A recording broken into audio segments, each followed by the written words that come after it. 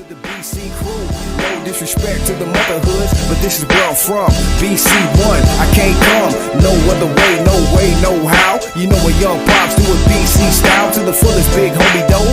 Got 20 plus in, feeling like an O to the G. Don't mind me, I'm just chilling. Back down memory lane, I'm reminiscing, tripping. Think about the days of way back, summer '89 when I wrote my first BC rap.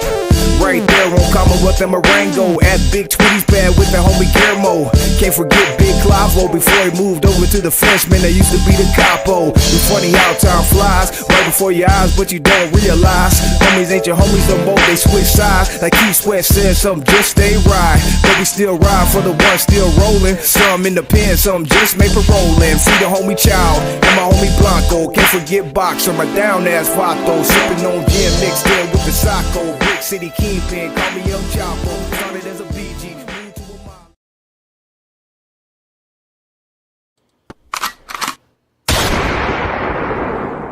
Yo, what up, everyone? What up, everyone? Welcome to the G-Lew Show After Hours, Friday night interviews. Tonight we got a special interview. It's my homeboy, man. One of my little homies. He has a great story, a testimony, man. Homie's been through a lot. He's also from my neighborhood, so you know I wanted to get him on here, man, because the homie story is incredible. It's my homeboy Big Shadow. Hold on one second. Hold up 1 second, people.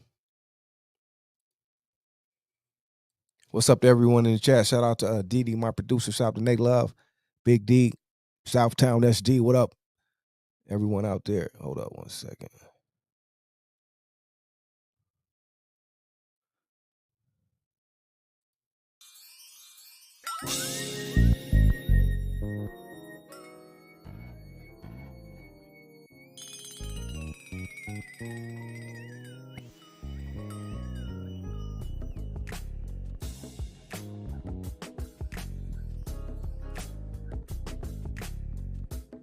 Okay, what up, everyone? Here we go. Yeah, without any further ado, I got my special guest, my homeboy, Big Shadow is here. What up, homie? What up, man? How you doing, bro? I'm doing all right, homie. Can you hear me good? Yeah, I can hear you. Can you hear me? Oh, yeah, I got you. Kind of going in and out, but shit, fuck. It is what it is, homie.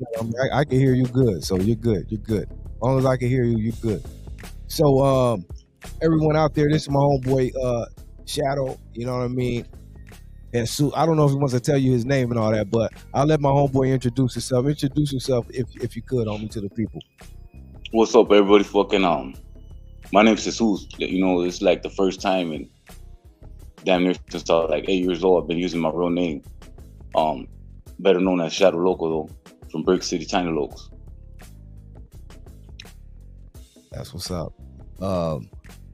Tell the people, man, a little bit, like, because I wanted to bring you on here tonight just to tell the story. First of all, it's my homeboy. He's from Modesto though, so tell the people first. I didn't grow up with the homie. This the homie. It's my brother, but he's from another section. You know what I mean? So tell the people about how it was, first of all, growing up in Modesto in the 209, man. Like what you want? You want like the whole story, how we came from the hood, or how the hood started, or like. I mean, because it's kind of a long ass story, fool. Like, we'll get through all that, but I want to start just with you. You know what I mean? Look, it's kind of different. You know, Modesto up north, right? And you know, just keeping it real, fucking I'm a Sureño, and that's kind of like, it's not really heard of. You know what I mean? It wasn't really common, especially in the 90s and like late 80s, you know, the politics out here, they're all norteños, you know? Right. And, you know, anybody claiming blue, they thought they were Crips, you know? And the whole reason I'm a Sureño was my dad, he went, you know, he'd been in the feds and I was a kid and I'd be committing crimes with my jefe, you know? I mean, he died already, so it ain't nothing, like, it is what it is. Like, I'll speak on it. But he ran me down to politics, you know, basically let me know, you know, Paisas wrong with the Sureños and Norteños wrong with the blacks. My jefe was a Paisa, you know, and we were out there committing crimes. And you know, he engraved the politics into my mind. You know, to me that was a normal man. That was what a man was. You know, like it was my upbringing, and he told me every man goes to prison. So as a young kid, like I want to go to prison. You know, like I got to make my pops proud. You know what I mean? And off the top, like fuck it, I'm gonna go against the grain. You know, fuck the little homies I grew up with. Fuck everybody. Like my pops is my best friend. That's my idol, and I'm gonna bang Sue. So I was banging Sue before I was from the hood. You know, and just little by little started meeting homies from different spots or whatever, and we're all homies. You know what I mean? And it's everybody was my enemy. You know, everybody it was on site. You know, in the '90s was gangbanging was at its peak. You know what I mean? So it was. Hold on. Hold up, Shadow. So break down to me too, like you already said where you were at. It was more norteños than you were definitely out of bounds. But first, how was that for you, and what made you? Because you said even before you got with the hood, you were already norteño. So how was that for you, and what made you want to push that so hard, being up there where you were at against the odds like that?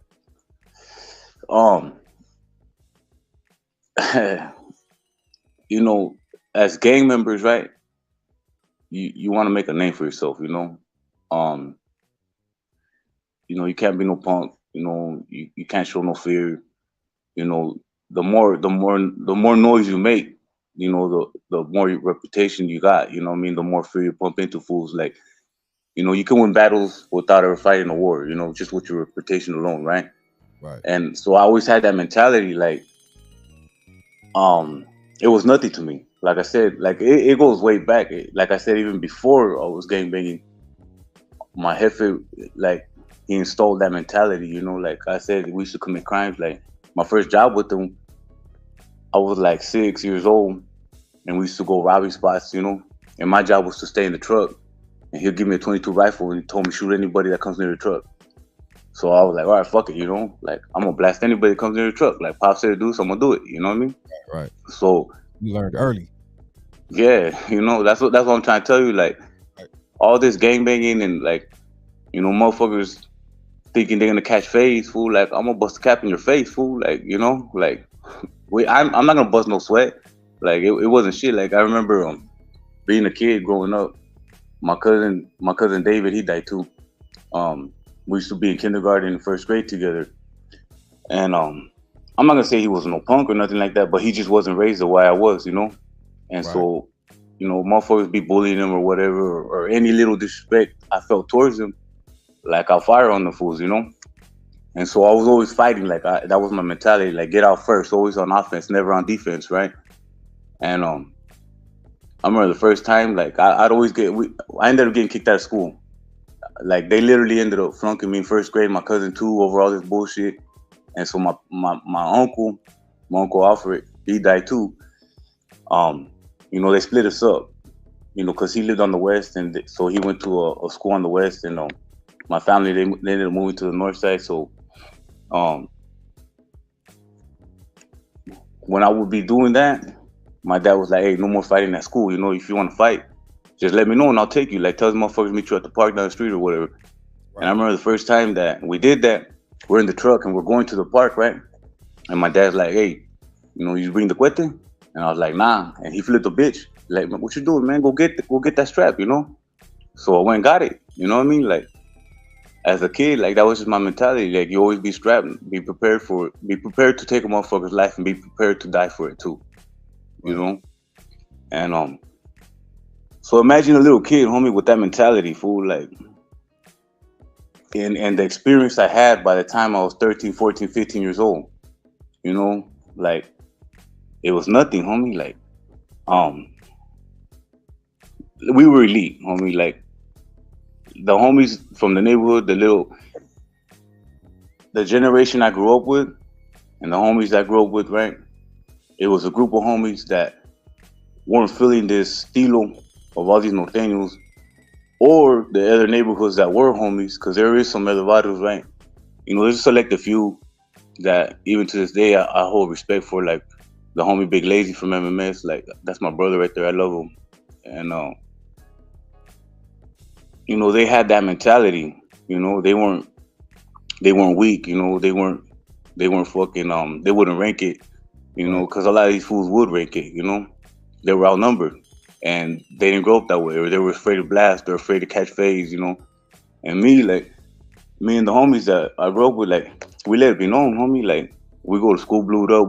Back then in the '90s, everybody went to, wearing your neighborhood on your shirt, representing. We didn't hide it, and sometimes we were strapped, sometimes we weren't, but it didn't matter. You already knew we were gonna, light you up. Like, we already had that reputation, so motherfuckers they wouldn't want none.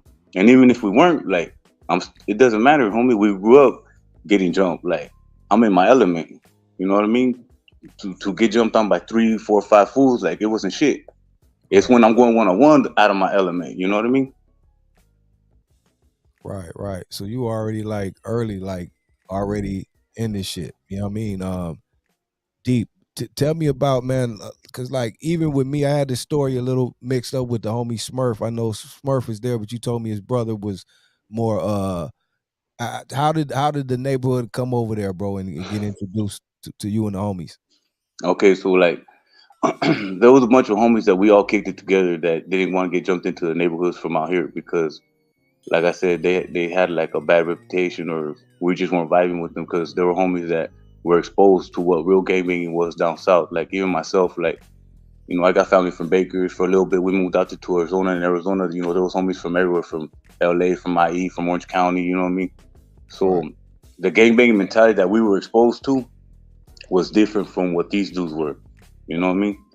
And when the homie Smurf and Vago was over here, like, we ran into them because they're homies. Like, you could tell the estilo from a homie from Norteño, and they're not from out here. So, like, what's up, homie? What's cracking? Like, we embraced them and shit. And Brick City was a real vital. Right. It's got roots, homie. It's got a reputation. Like, it's a known neighborhood. And the homies were turned up, and we were turned up, and like, it just came about. The homie Joker, he was already from the hood, and just a bunch of homies just started getting jumped in. Like, fuck it, we're gonna start the hood right here. Keeping it real, fucking like, we used to there was a spot, right? It was called Butler's Cap, and it was a bunch of tweakers and shit. And back then it was peanut butter crank, right? The homies used to make it, and I don't want to say who was the one. Like, I don't want to say their names, right? Because they're still around. But one of the homies was a baller, right? And you pretty much know who he is. And the other homie, his little brother, he was still gangbanging. He would be out there in the trenches with us, Right. So all day long we'd be gangbanging. Like, we'll pull up in one spot, smoke them out like a 16, slide them a 16, go tell their friends, and we'll be slinging dope, trapping out their house, like, or out their trailer, all day long for like 3 days straight, burning the spot, fucking the spot up. And then we'll move on to the next spot. You know what I mean? Like, it wasn't our house, it wasn't our spot, it was just where we kicked it at, you know what I mean? And from there, the neighborhood just started getting a reputation. We had dope, we had straps, we had money, we had bitches, we had, you know what I mean? We had everything that little kids would want, everything that a youngster would idolize. Um, my mentality back then, fucking minimum wage, I think you get like $60. I don't know how I came up with the math, but you get $60 a day working, right? So as long as I make $60 a day, I didn't give a fuck. Like, the rest of the money will buy beer, or put it for the gas, or just rent a motel, or buy a strap, or just keep getting high, Like, it was just partying, just doing us, representing the hood and having fun with doing it. That's right. The homie, my sis Monica, right there. I don't know if you see the comments, but she grew up in the projects with Smurf and Vago. She said I knew Vago in diapers. You know what I mean? So shout out to Monica. What up, sis? And a lot of homies are checking in too, saying what's up, homie. I don't know if you can see the comments, but yeah. So shout out to Smurf too and the homie Vago. So what happened when the bricks came to Modesto? Like, did it instantly take off? Because I know you were already a leader, so I know you recruited a lot of homies over there. Like, how did it take off once everything happened? Really fucking really keeping it real, homie. I didn't recruit too many homies. Like, the little homies, well, actually, you know, we were all the same age. I was a little homie. You know, Creeper was older than me, Joker was older than me, Pato was older than me. You know, Patriquín, they were all older than me. You know, what it was we just made a gang of noise. You know, we made a gang of noise. Everybody wanted to be a part of that. You know what I mean? And I would want to jump in a lot of fools. The homie Vago would put a stop to it. He used to always say, we're known for being down. We don't want to be known for being deep. And a lot of us lived on the west side. See, this little spot where we kicked it at, Butler's Camp, it was right over the bridge, the Lion Bridge on the south side, right? And the south side and west side were divided by a river. So it was like a walk, just a walk or a bike ride or a little drive over the bridge real quick. And right there on the west where the neighborhood actually is, you know, Pine, Spruce, Maple, Vine, between Washington, Madison, Martin Luther King, you know, all those little streets, you know, a lot of homies lived there, but they didn't fit the cut. Keeping it real, like they didn't fit the cut. So we kind of fucked up. Like what we did to Dogtown, another Vadu kind of did to us. You know what I mean? Because we didn't jump them in, they kind of started their own Vadu, but because they were homies, we kind of let them, and they kind of blew up. You know, they did their thing, but like I said, they didn't fit the criteria, and a lot of these fools, they ended up getting busted for hot ones or for different shit, right? And when shit gets real, they end up snitching or PCing up or just backpedaling, you know, which is why we never jumped them in, you know. So in order to get jumped into the hood over here, it took a long time, homie. Like it took me at least 2 years. Like I let the homie know, like, hey, what's up, fool? I want to get put on. And it took like 2 years. Like the homies took their time. They didn't just recruit everybody, you know what I mean? Like we were real tight, you know. We were real united. We were like family, you know. Everybody came from broken homes, and this is what it was, you know. This is where we made our money. This is where we got our support from. This is where we were at every day, you know. Right. We didn't let outsiders in, you know. Over here, you know, if you brought, like, let's say you brought your cousin over, like, who the fuck's your cousin, you know? Who's his dad? Who's his cousins? Are they Norteños? Are they Norteño sympathizers? Like, that shit ain't going down. Like, we brought you over here. You ain't gonna bring just anybody over here, you know? Right. How was that though? Once the bricks hit over there, like, and the name was getting known, what was it like with the Norteños or whoever else was around there then? Well, of course they hated it, homie. You know, like we were surrounded by a bunch of enemies. You know, there's a couple of others like West Side Boys, Four Corners, Vernon Block. They're the ones that used to kick up dust. You know, other little like vados like West Side Familia, fucking West Side Gangster Locals. Like they died out. Like we kind of ran them out. You know what I mean? Like we ran them out, and we took over a spot right there that, you know, they would hate. And everybody, even to this day, right? You know, you want to catch a homie, you drive down Madison, you know, like, you might not see them like you do now, but the homies still patrol, the homies still go through there, you know? Right. When did you, what happened? Go ahead. No, because I keep getting texts on my phone. I don't know if you can see me or what. No, you're good. I was going to ask you, homie, when did you first, like, start getting locked up? Because I know you've been to the pen a lot of times, you know, in and out, like your whole life, homie. When did you first start getting locked up, and how was that for you, man? Fuck, homie. Hey, check this out, fool. Like, on some real shit. I'll tell you a story, right? The first time I went to juvenile, it was crazy, because, like I said, I used to idolize this lifestyle, homie. Like, my dad, when I was a kid, you know, he showed me what drugs were. I never not once seen him high, never not once seen him drunk, but I always seen him with drugs. You know, there was always drugs, you know, a couple pounds of weed hidden behind the washer and dryer, you know, in the garage, in a locker, there was coke, you know, there was pingas. And he, you know, he always installed in my head, like, you know, your eyes and ears, you know, listen and watch, don't ask no questions. You know, he would say in Spanish, vea oye, cállese la pinche boca, you know? And, you know, as a kid, he's real old school paisa, right? And I got a gang of brothers and sisters, you know, older and younger. And what they didn't know, because, you know, I got older stepbrothers, I got a younger brother, but I was the only son from him, so he really embraced me, right? Right. Besides my little brother, right?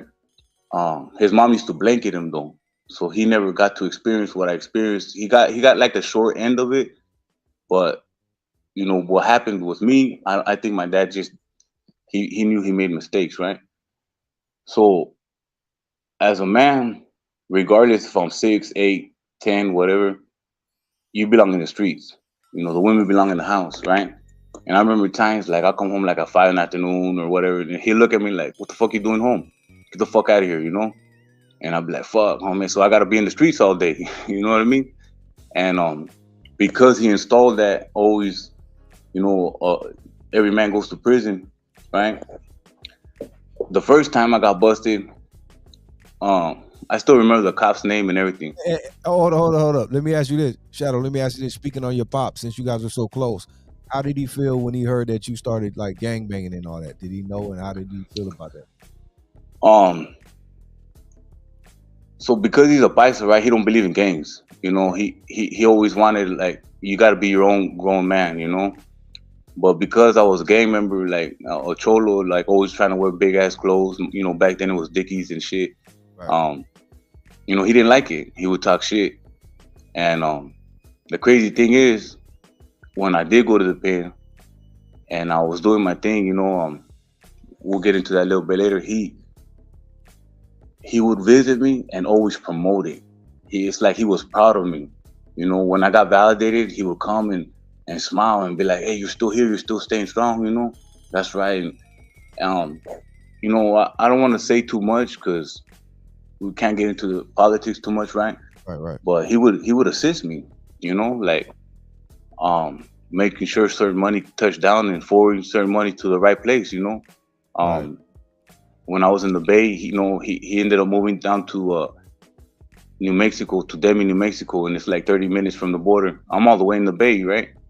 And before the war on drugs in 2008, the pharmacies down there will sell ephedrine, and the homies need ephedrine and shit. So like, "What's up, pops? Hey, go get that shit," and we'll send it where we need to send it. You know what I mean? And like, there was always a hustle, right? My dad was always a hustler. And to be honest, like I didn't give a fuck. Like, I didn't see the money. I send money where it needed to be sent. I wouldn't ask my dad for money. Like I was a grown ass man. Right. Sometimes going hungry, sometimes not. But he would look out like $30-$40 like every 2-3 months. And I was grateful. Like, I'm a grown ass man. I'm gonna do my own time. Like, I ain't gonna be asking my parents for feria. And it was more a pride thing, right? But as long as he was doing good, as long as my little brother and sisters were doing good, as long as they weren't going out without, that's what mattered. And at the same time, like, I was making feria and sending it where it needed to go, and I was getting recognition for that. You know what I mean? So that was my payment, because all I wanted to do was be a solid ass camarada. Like, my loyalties. It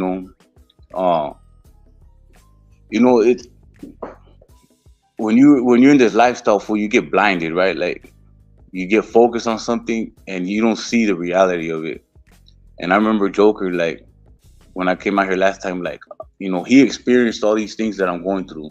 As a matter of fact, the homie Joker was in this program before, like, way before, like in 2005, 2007, around there, right? And I remember we'd be driving by these houses, the exact house where I'm at right now, and he told me, "Hey, that's where I was at. I was in this program, and they teach you a lot of good things." And he would mention this individual that started this program. His name is Mike Shinkles. He died in 2017. And he'll tell me about him, like, "Hey, Mike Shinkles right there, this and that. He'll teach you things that you'll never learn." And I used to tell the homie, "Man, fuck all that. I gave the state 18 years of my life, fool. Like, I ain't gonna give him one more day."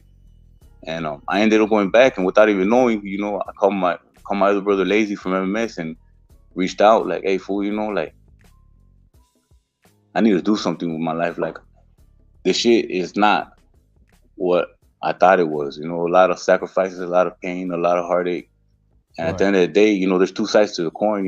Like, I believed in righteousness, I believed in honor, I believed in respect, and my loyalties were there. And motherfuckers just, if you ain't making feria, or if you can't benefit, or they hate and you making too much money, or Right. certain people like you too much. You know, you interfering with their ambitions. You know, people start politicking on you. You know, like all that shit just turned me off, right?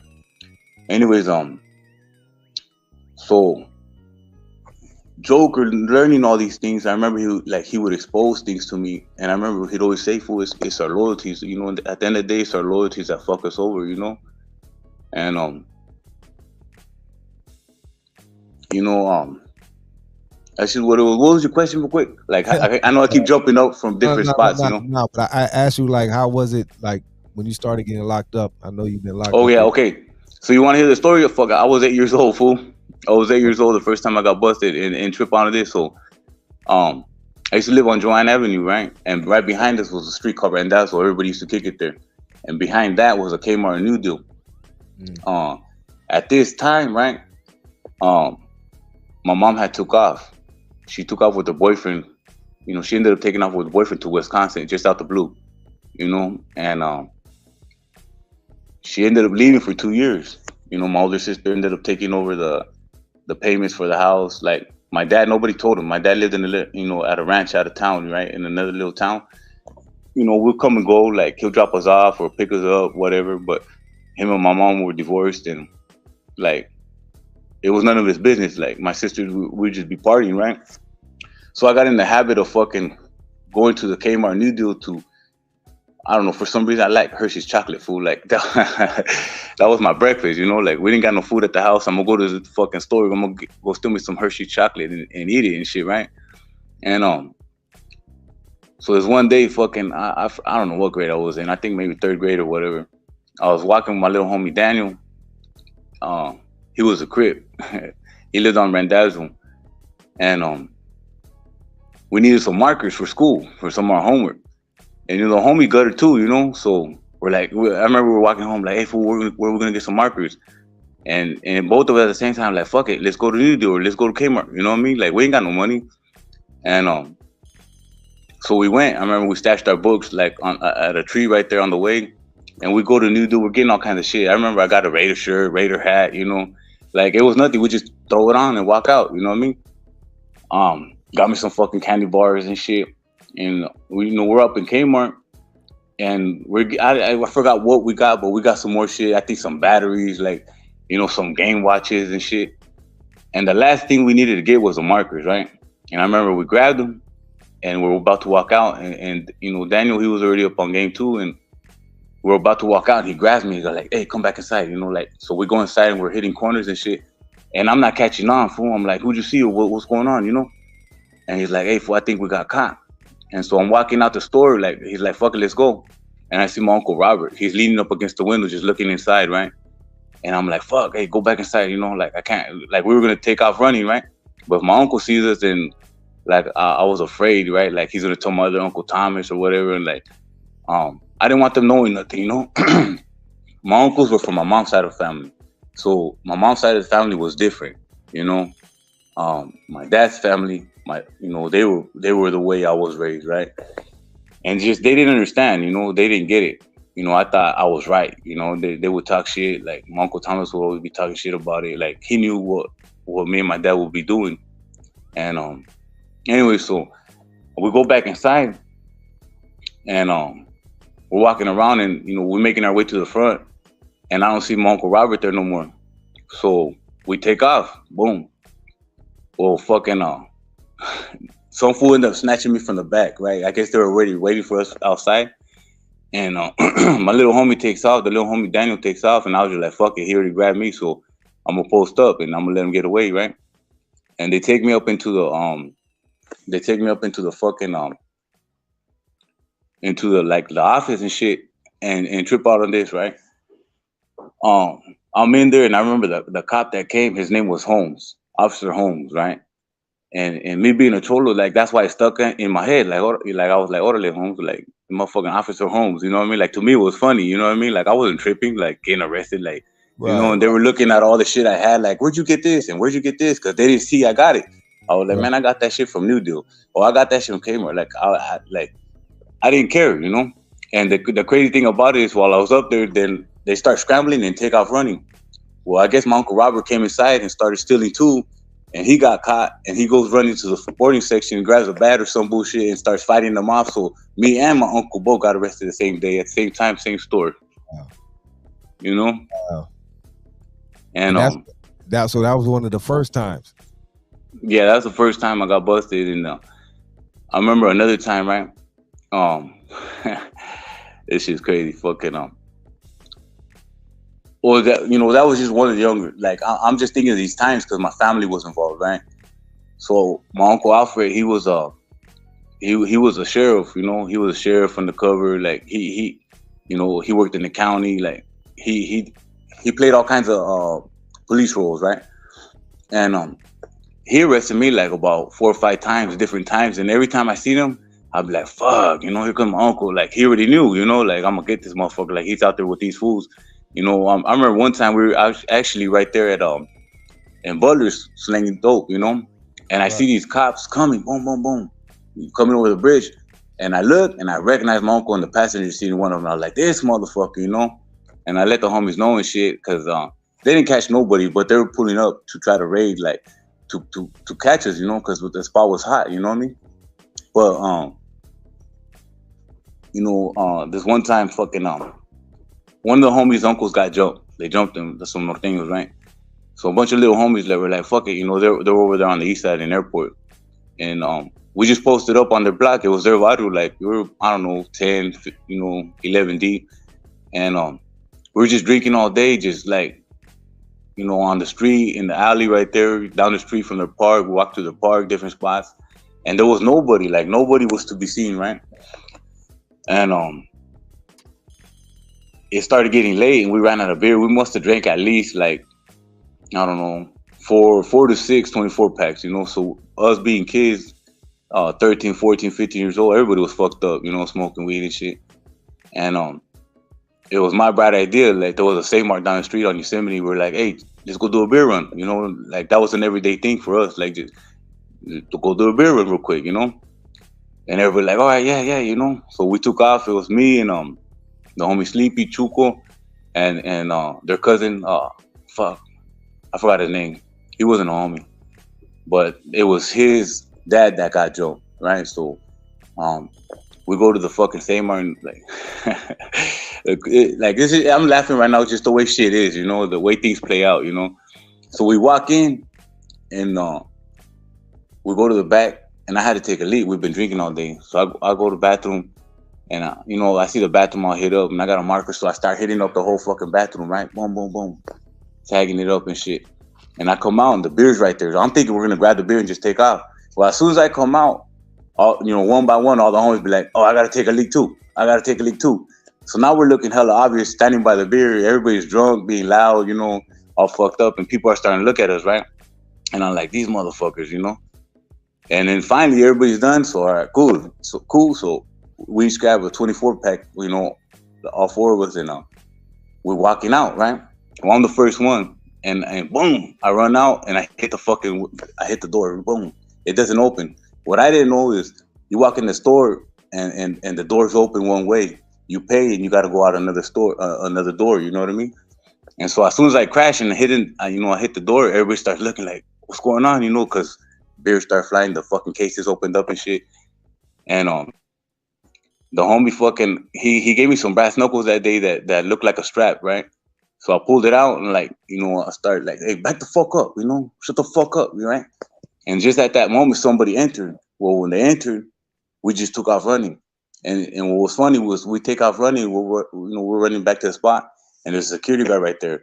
So then we all stopped and start strolling, you know, like a bunch of 15-year-old kids, 13, 14-year-old kids walking with cases of beer, like nothing's going on, you know what I mean? And the guy's like looking at us like this looks out of place, and then everybody starts coming running after us, right? The homies take off running and shit. And I didn't have no beer, my shit busted open, you know? So I'm just strolling in. And everybody's like passing me up, boom, boom, boom. And I see the homie Sleepy's mom drive by, she had a van with her brother, the one that got jumped. And I start waving her down, like, what's up? Hey. And she sees me, she pulls over, and I take off running. Boom, take off running to the van, right? And as I run, I hear people like, hey, him too, he was with them too, right? So I don't give a fuck. Like, the homie's mom was gangster, you know, her brother was gangster. Like, I'm thinking, so what? Like, I'm gonna get in the van, they're gonna take off. So she lets me in the van, but as soon as they let me in the van, everybody starts surrounding the van, you know. And she just looks at me and she goes, "Hey, I'm not gonna run nobody over." And the homie's uncle turns, you know, looks in the back because I'm laying down. He's just don't run. And I'm like, "Which way?" He's like, "Don't trip, just open the door and run." So as soon as I open the door, I didn't even get a chance to run. They like snatched up in there and grabbed me and started beating my ass in, right? The security guard and different people, you know, like people that work there. And you know, the rest they take me to the same my shit. Well, what I didn't know is my grandma, my aunt, some of my cousins, and two of my sisters, they're all in the van. They hit the red light right there. They seen the whole thing play out, right? And I'm sitting at the store, you know, they got me in cuffs, shit. And they had this fool named George watching. And my older sister used to work at that same one, and she told me this fool named George has a crush on her. So like, "Hey, fool, your name's George, you know, Angelica?" He's like, he looked at me weird because they had him watching me. He's like, "Yeah." I'm like, "Check it out, that's my sister, homie. You know, you better let me go. I'm gonna let her know you're a hater and shit, you know." And he started like squirming and shit, like he didn't know what to do, you know. Just then, my uncle Oscar walks in. He walked like that whole situation under control and shit, right? And he looks at me and just like, he's like, "Come here," and takes me, you know, behind the things. He's like, you know, I can still remember, you know, at that moment, I was proud of it. But now thinking back, it breaks my heart because, you know, all my uncle wanted was to love me. And I didn't let him, you know what I mean? Because I thought what I was doing was right. And he passed away in 2000, you know. He was killed by another cop, right? They tried to say it was suicide, but another cop killed him. And he doesn't let him. I don't want to hear none of this shit about Rasta snitching and for the barrio. You let me know who your homies were, or you let me know who your homies were. And he looked at me and I told him, "Man goes to prison," right? And I was so proud of myself. And then he started crying. And I was thinking to myself, like, what the fuck is this fool crying for? You know, like, I'm gonna go be a man. Like, you wanna respect, you know, like, I don't give a fuck. And you know, I didn't get it. And he took me to fucking juvenile hall, you know what I mean? Like, fuck it, it's what it is, you know? Like, you don't wanna be cool, I thought we were cool, you know what I mean? Like, you wanna be arrested and shit, you know? You know? That shit the way it was. What happened? I say you're breaking up a little bit. Damn, he went out just like that. Guess he was breaking up. Hopefully he'll check right back in, people. Give us 1 minute.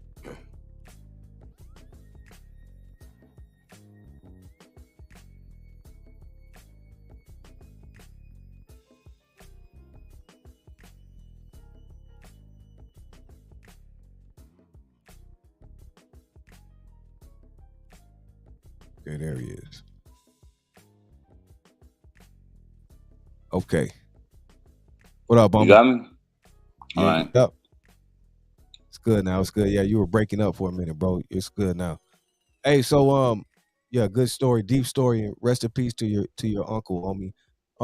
Yeah. I know that was just one of many times, but like you and I was young, you're going to juvenile. How was it for you though, going to prison for the first time, homie? Like, I mean, how was that?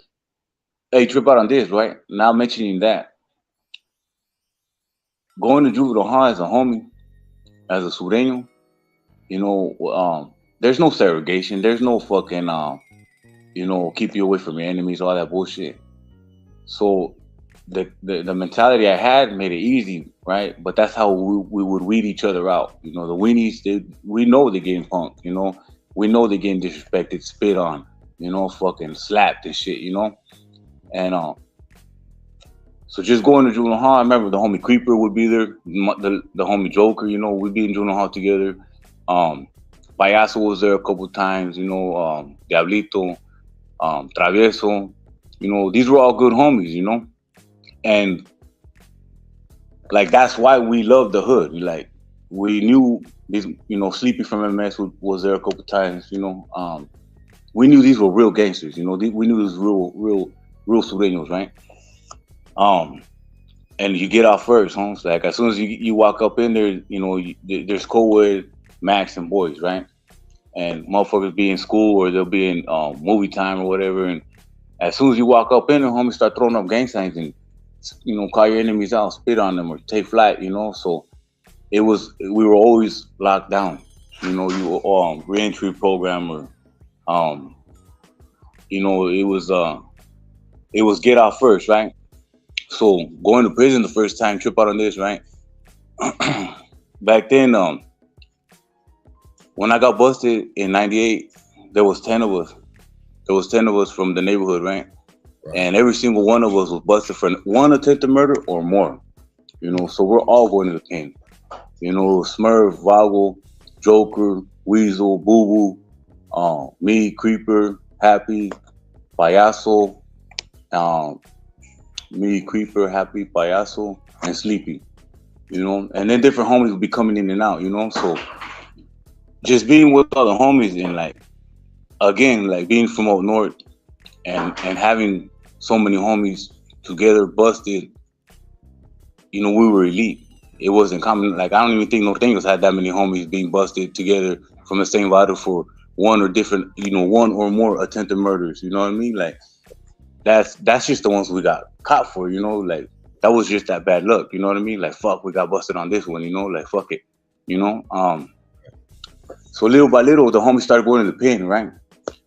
I remember Smurf, Vago, Joker, Weasel, and Boo Boo, they ended up going to the pen, and then me, Creeper, Happy, Sleepy, and Payaso were left behind. And the homies started going, right? Well, there was a homie named Blanco. Blanco, he originally he was from Bakers, from Vital Bakers. A lot of homies used to look up to him because he'd been a YA, he'd been in the pen and shit. He had a heart.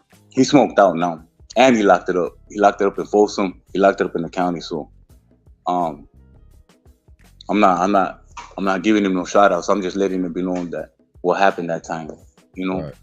I wanted to hurry up and go to the pen with them, because a couple homies were going to the pen. And I remember I told him on the tier, hey fool, my next court day I'm gonna take a deal, fool, fuck it, so I could go with you guys. And he told me on the theater, right? He's like, hey, check it out, Holmes. Every man goes to the pen by himself. So that was again, my dad telling me, every man goes to the pen. And so, of course, I was nervous, right? And we're always outnumbered out here, but I was always told, stay strong, fool. We're just outnumbered out here, and we're getting the short end of the stick. We're gonna get the short end of the stick in the streets. We're gonna get the short end of the stick in the county and in reception, because we go to Tracy, right? But once we get to the main line, fool, you're golden, and it's the opposite, and that's where you're gonna stay. So just stay strong, do your thing, and when you get there, you're gonna be good, And so, of course, I was nervous, right? Matter of fact, check this out. So this is literally what happened the first day I went to the pen. I remember, so they got these tanks on the first floor. They're called the M tanks, right? There's 5 of them. About 50 fools fit in each one, right? And everybody going to the pen, they tell you roll it up, whatever. And in the county jail, they segregate you. The homies, we had our own module, right? The whites, they had their own module too. The only ones that were kind of mixed up was the blacks and Norteños, right? But when you go in the pen, ain't nobody segregated, They pop in doors and you go in, jump in the elevator, go down to the bottom. They open up the tanks and you walk in there, right? I remember that day, I said, fuck it, drank me a fat ass shot of coffee and shit. I was all excited, fuck it, I was always told, the homies would lace me up. The homie Weasel from the neighborhood, he already been to the pen, and he got caught up in Smurfs and them's case, Vago's case. So when we go to yard and shit, Smurf would lace us up, And I remember Smurf, he would always tell me, Weasel, he'd always tell me, hey, if you a gangster in the streets, stay a gangster in the pen, no matter what, So that was the mentality, all right, I'm a gangster, homie, I'm gonna show you, And when the door cracks, I just walked out the band, what's up? We get in the elevator, and there wasn't no Norteños on our tier. The other tiers where they got fools, there was whites, blacks, paisas, right? But I was even looking around damn, fool, ain't no fucking Norteños going to the pen today or what, But that's just, the floor I was. When we get downstairs, they open up all 5 tanks, the M tanks, right? and they're like, you know, the cops are yelling, "Hey, just walk in anyone's tank. Just walk in anyone, right?" It's like, I already know how big the tanks are, and as soon as I walk by, let's say I walk by the first 2, 3, whoever's in there's gonna see me. So I'm already thinking strategic, right? Whoever's in there, I'm gonna get down with them, or whatever it is, right? But I'm going one. Fuck it, I'm gonna pass through and let them off to see me, and then be stupid. So you're breaking up told me, again. "Hey, watch out with black shoes," because damn. Yeah, hold Can on. you- I can hear you, but it's like it's breaking up. I don't know. Yeah. Hold on. I just want to make Because sure. I'm. Let me just. I can't hear you.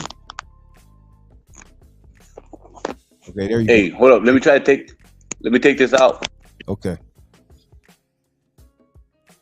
Can you hear me better? Yeah, that's good right there. Yeah. That's good. It's roll call, Steven. Yeah, that's good right there, my boy. Yeah, that's good. That's perfect. All right, fucking So I remember I walked in the tank, right? I said, "Fuck it, I'm gonna walk in the first tank. Whoever's in there is in there, you know. I'm not gonna let these other fools see me, you know what I mean? Like, and so the first, you know, I walk in there, and there was like 3 Norteños in there, right? And you could tell I'm a homie fool, like, you know, I got tattoos on my face, my hands and shit, you know. The color of jumpsuit that we're wearing, they used to put homies in all orange, right? So Right. off the top, like, I'm a sureño, you know,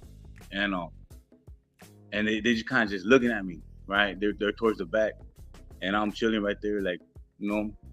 And I remember another one came in from another theater, right? So now there's like 4, and then like 2 more came in. There's like 6, and everybody's just like looking at you. But we're all going to the pen. These fools been in the pen. They're experienced already. Like, I'm a kid, homie. Like, I don't know what to expect. I'm looking at them, and I'm looking at the blacks. And the white boys, they're just looking at me like, they're smiling and shit, you know? Like, all right, we got a little Southsider with us. We got a little Sureño, you know what I mean? Like, what's up? Right. You know, they're shaking my hand and shit. You know, being up north, we get along with the woods, you know? Because Norteños is their enemies, you know? Or at least back then, right? And so the woods, they're all embracing me, giving me hugs, saying what's up, introducing myself and shit. And I remember they came with the chains and shit and stripping everybody out, you know, jumpsuit, all that, shackles up. And I was like, I stayed back. Like, I'm not gonna get my chains on. I'm not gonna be the first one. I'm gonna let these fools get their chains, and then I'll do it, right? And you know, so it all happens. We get in the van and we start heading out to Tracy. It's only like a 20-minute ride, right? And on the way up there, I start seeing these fools like ear hustling, and they looking back at me and shit. And one of the Norteños trip out on this. It's crazy, cause one of the Norteños looks back at me and does this, right? Like, hey, he point. You know what I mean? Like, he's already basically betraying his own people. And Right. I was like, fool, I don't need you to tell me that. Like, in my head, I'm like, fool, I'm already on point, fool. Like, you're the weakest link now. Now I know you're the weakest link. You know what I mean? Just cause he told me that, like, miss me with that shit. You know, you trying to get my guard down. Like, I don't know what you're trying to do, but that shit ain't working. And so we get out, we get there, boom, we on the bus and shit, and they start calling people out. You know, some people going straight to the hole, they're validated or whatever they're doing, right? And then the rest of us, we getting out, boom, boom, one by one. Well, they take out my chains, you know, strip everybody out, and you walk in, and there was this big ass window, right? And there's like about 40 fools in that tank, right? Well, you strip out right there and walk through a metal detector. And I have a big ass X3 on my chest, right? One of the homies did it for me on my 15th birthday. And so I'm stripping out and I'm looking like that, and they're all like, I busted their eye. As soon as they see the X3, they're all like, what the fuck, right? And I'm smiling like I'm a kid, fool. Like, I'm coming from juvenile hall. I got tried as an adult. You know, I wasn't an adult when I got busted, so I'm coming with that juvenile mentality, like, you know, gangbanging on them, like, fuck it, you know? And so I go through metal detector and they give me my clothes and shit. And I remember there was like a seat of like a bench down the middle, across to the side, and around the other side of the wall. That was all Norteños. They were all from Merced County, Stanislaus County, and San Joaquin County. And then on the bench on this side was the woods, and there was some blacks towards the back, you know what I mean? But there was more woods right there. So I just, like, we're all butt naked, homie. Everybody butt naked, you know? Grab your clothes in your hand and shit.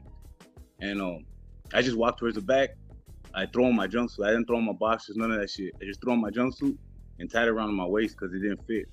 And I look up like I'm ready, you know? And everybody's just looking at me. And I remember this wood tells me, hey, you gotta have your jumpsuit over your shoulders. Like, we're gonna walk through the hallways and shit. And I told him, it don't fit. He's like, hey, go and tell him real quick because you're gonna need it. Right. So I walk through them again and I go tell CO like, hey, my jumpsuit don't fit. So they go get another one, you know, it was a wood that was actually doing it. He's looking at me smiling because he sees the X3, right? He's like, all right. And he gives me a big ass jumpsuit, right? So again, I go straight to the back. I throw it on. I look up. Ain't nobody coming. And I said, fuck it. I take it off, put on my boxers, throw on my jumpsuit, throw it on. I look up, and just when I did, the whole row of all the little things I told you about all around, they all just stood up, right? Damn. And then, like, they got out the way, and like 3 of them came towards me, right? And I just walked towards them, you know, like, what's up then, homie, you know? And we just got down real quick, boom, boom, boom, right? And then the black scout, you know, they heard the commotion. They come in there snatching us up. And I remember one of the cops grabbed me from the back of my jumpsuit and like swung me and bam, I hit my head on the fucking metal detector and shit, you know? So my first ID, homie, like I had like a mark on my forehead and shit. And there was another homie in the cages right there around the corner. His name was Local from A-Town. It's a water right here from Outwater, right? And when we got in a fight, so they putting everybody in cages now. And they put me next to Local. He's like, hey, what happened, fool? You know, I'm like, fool, I just got down with these fools. And he's like, you went in the tank? And I'm like, yeah, I went in the tank. He's like, you didn't tell me you were a homie? I was like, for what? You know, I didn't understand, like, for what? He's like, if you tell me you're a homie, you go in this tank. And my homies always told me, hey, that door cracks, homie, you walk. You don't ever tell them you want to go in the tank, you know? So in my head, I'm thinking, like, what's up with this fool? Like, this fool weak or what? Like, you know, did my homies teach me wrong? And I'm like, nah, fuck all that. My homie Weasel said the door crack, I'm walking, you know? And so they take this fool to the, I think it was J-Wing. I don't know, I forgot, but there was a wing where they put nothing but homies, right? There was no This is at Tracy? Yeah, in Tracy, in reception. And so they take that fool first. I had to stay behind, you know, they're gonna see if they're gonna take me to the hole or not. And they didn't, you know, they were laughing about it. You know, we got this fucking kid, you know, he's you know, what they call Sureño or Southern Mexican. The motherfucker got heart, you know, like they're just laughing at it, like, what's up with this dude, you know? And they're like, man, we're not gonna let him go to the hole. You know, they tried to get the report, like, what happened? Who was it? I was like, I don't know nothing. You got any comments? No, I don't got no comments. And I remember the sergeant started laughing, like, you learn quick. And I was like, I didn't know what he was talking about. All I know is what the homies told me to say. You know what I mean? Don't ever say nothing, you know? And so they take me to the wing, and as soon as I got there, that fool Local from A-Town, he already let him know, hey, we got a homie shot from Brick City. He just got down with these fools in the tank and this and that. So everybody was happy and shit, like clapping, like, hey, what's up, homie, you know? And I was embraced. The homies brought me personal clothes, like, it's reception, so you only get jumpsuits. But the homies got sweats, you know, they got shoes, they got tobacco. In reception, we're supposed to have tobacco, you know, they got smart magazines, they got what you want. Whatever you want, they got. So as soon as I got there, boom, they blessed me, you know? And my celly was Shorty from Verdugo. And I remember he's just coming from YA too. And he was just like proud, like, that's right, fool, I got a rider for my celly, you know, like, we got a camarada. And it just felt good, homie, like, it felt good to be embraced for doing the right thing. You know, to me, that was the right thing. That was what I was taught to do. You know, you represent, and you guard your reputation with your life. You know, right. You gotta be willing to kill, and you gotta be willing to die at the same time. Right. How long did it take for you, man, to adapt? Like, once you got to prison as a youngster, man, you know, having to adapt and you know, learn everything, you know, how to really get down in there and handle yourself. You know what I mean? How long did that take you to adapt to that? In all honesty, kind of quick, fool. Because, okay, so let me break it down like this, right? Being from up north, when you get to the pen, the homies from your area, they're the ones that are supposed to lace you up. Well, this is, you know, but this is 99, 2000, right? And there wasn't that many homies from up north, especially from the neighborhood, you know, from our water. We were like the first generation that went. Right. So as soon as I get there, they're like, where you from? I'm from Brick City, you know? And they're like, oh, you know, the homie from Diamond Street's here, the homie from Avenue's there, you know, shit like that, right? Highland Park, you know, they thought I was from Nella. Right. And I was like, nah, I'm not from Nella, homie. I'm not from East LA. I'm from Modesto, you know? And they're like, you know, suspect, right? Like, what the fuck? You know, like, right. They never heard of you. You know what I mean? And so what they would do is get at the homies from up north, you know, the few that there was, and do a little background check like that. Like, hey, you heard of this Varu, or you heard of this individual? You know, apart from your right? And no back, and you know, and all like the homies would take place at the same time. You're not there at home. Hold up. They got hold up, Shadow. You're breaking up again. I want to make sure we get all of this, man. So I just want to make sure you're clear. So this, okay, there it is. Can you hear me? I can hear you. Okay. I just want to make sure you were breaking up again. Let me see. I think we're good. All right, go ahead, bro. You know, the homies from different areas, they're not gonna embrace you like that. That, you know, yeah. I went straight to okay, so there's 2 level 4s, right? There's one. Damn. Lost the homie again. Damn. Hold up, people. Sure, he'll call right back. The story was getting good too, man. My homie has a real deep story, man. He's a man. The homie's been through a lot. We're only at the beginning. I know it's like I want to get through a lot because it's a lot more to the story, even when we finally connected. You know what I mean? Years ago, but you know this is early in the story, so I want to get to a lot of it. He has a lot more to talk about, so hopefully we get it all out. So bear with us, please. What up, Sleepy?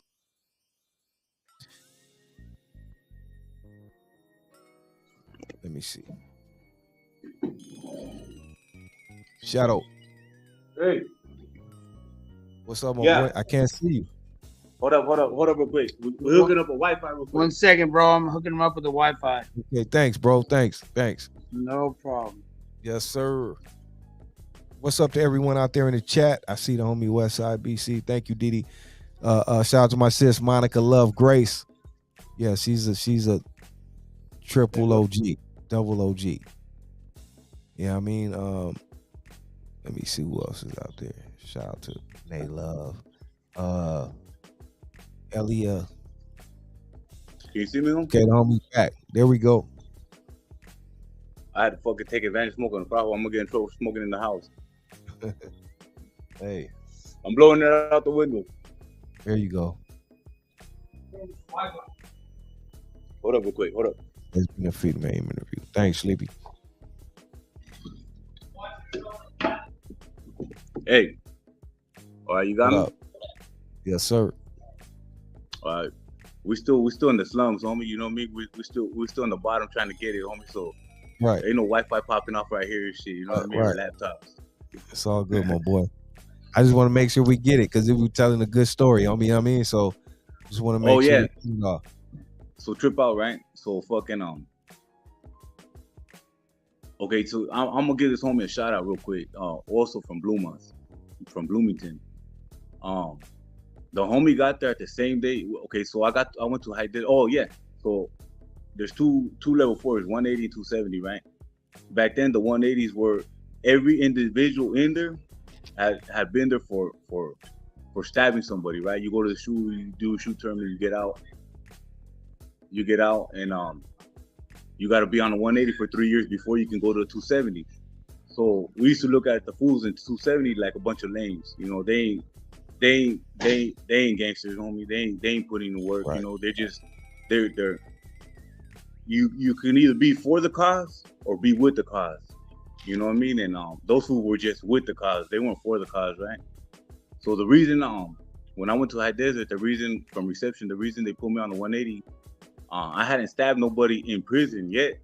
But when we were in the county jail, we used to be stabbing no things. You know, we didn't want no things working on our tier. You know, right. And that's another story. Like that's another war story. And they split us up. I ended up going to BxC, and in BxC, I got into some shit right there too. I called some fools out, and I actually ended up getting stabbed right there 18 times, but that's because I didn't know they had two fierros. I took one of the fierros away from them, right, and I started whacking that fool. So when you go to prison, 18 times, bro. yeah, you know the push broom. Yeah. You know that push broom?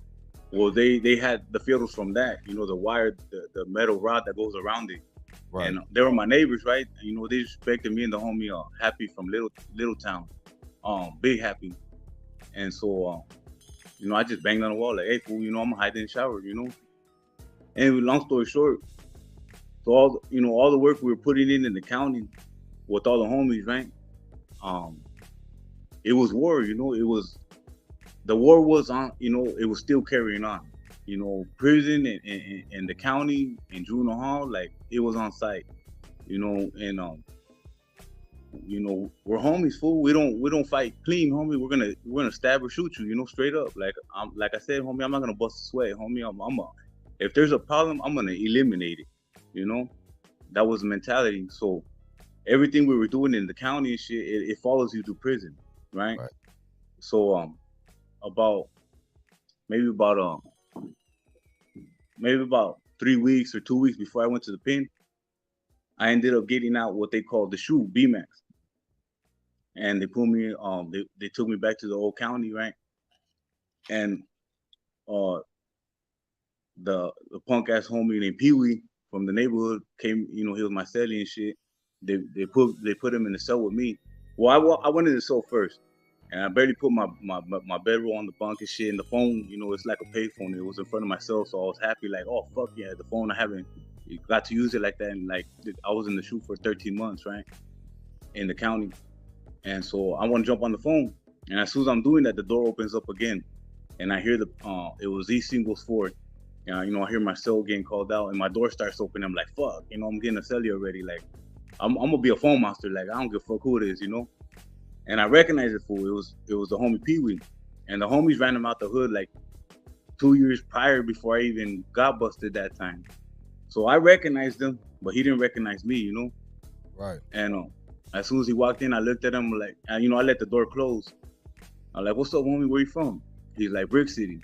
I'm like, fool, you ain't from Brick City, homie? I'm from Brick City. And I started flighting that fool. You know, I didn't have a knife. I barely got transferred. And so I just started flighting him, blah, blah, blah, right? And he's all yelling, help, help, I need out, right?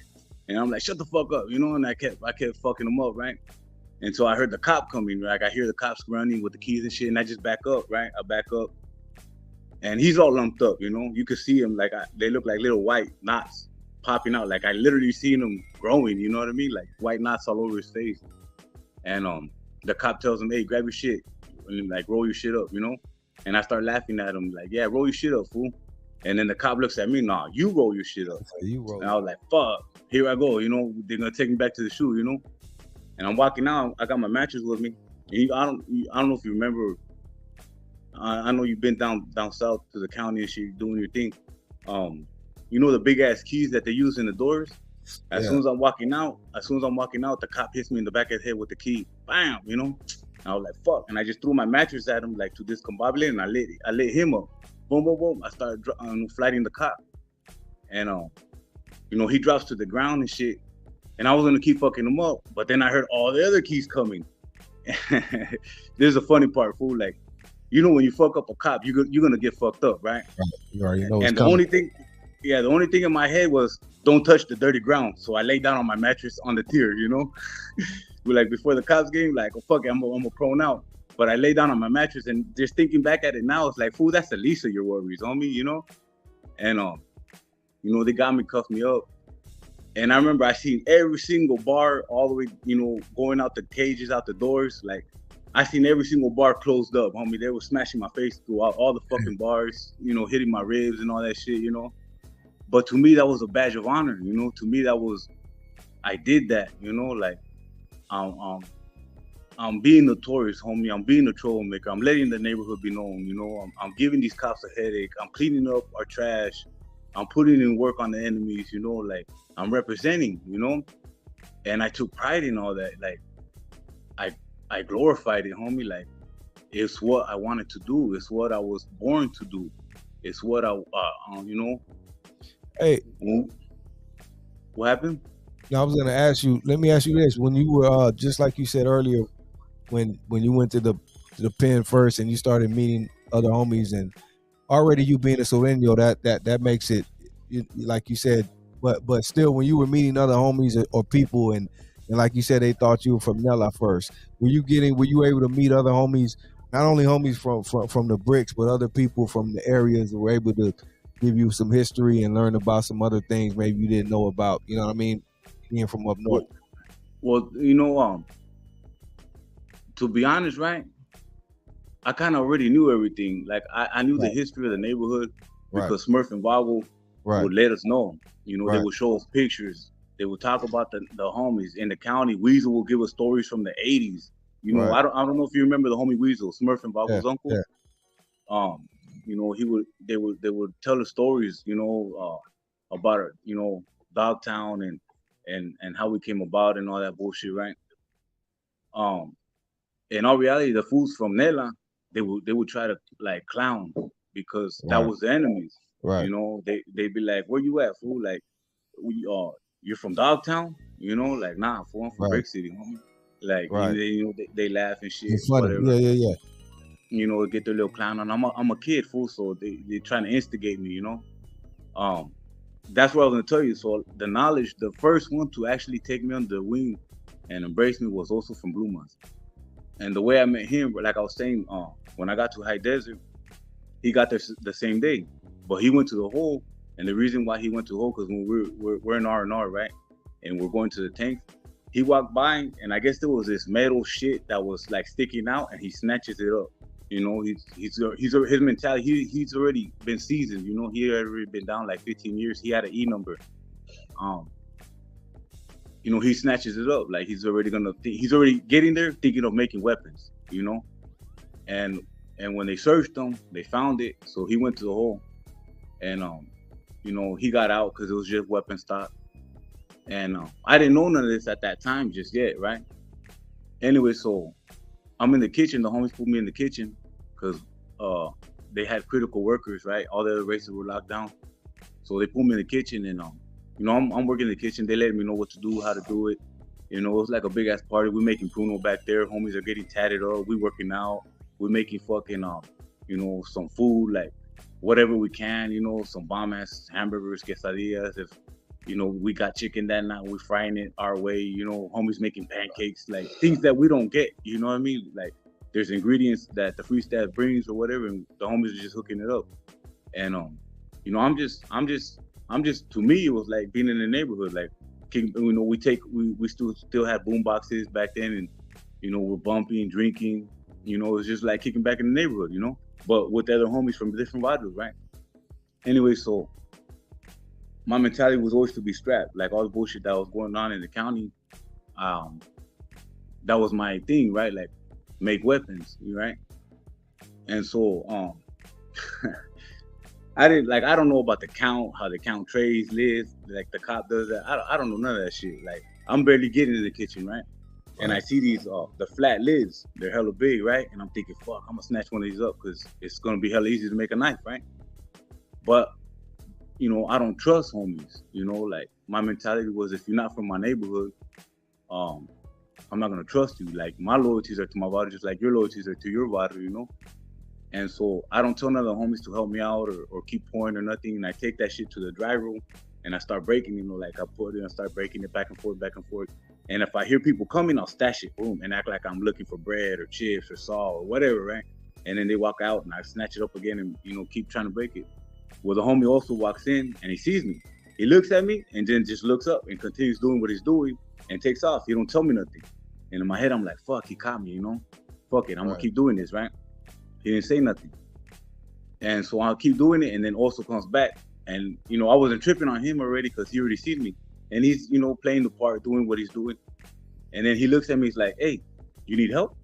And I was like, yeah, you know? So he stands on one of the parts and I'm trying to break it back and forth. And finally I broke the whole lid in half, right? And he's like, now what you gonna do? And I was like, fuck. I didn't think, you know, in all reality, like I didn't think that far ahead, right? So he's like, look, fold it 3 more times, you know, put it on, put it in a bag.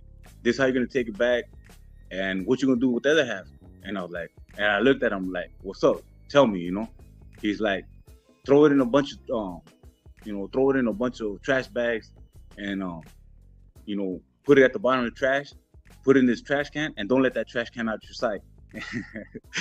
Hey, they were, thinking back, they were getting their clown on because when he said, don't let that trash can get out your sight, like if they told me, hey, go get some bread, I'm literally dragging that trash can behind me, homie. Like I'm taking it with me, you know what I mean? Like the homie said, don't let it out your sight. I ain't letting it out my sight, so I'm taking it with me, you know? And so when we went back, I took it back and shit. And we made like 7 fierros off that one piece, you know? And I remember the bloquero got at me, right? He's like, hey, who told you to do that? And I was like, do what? Who told you to get these fierros? Who told you to get that metal?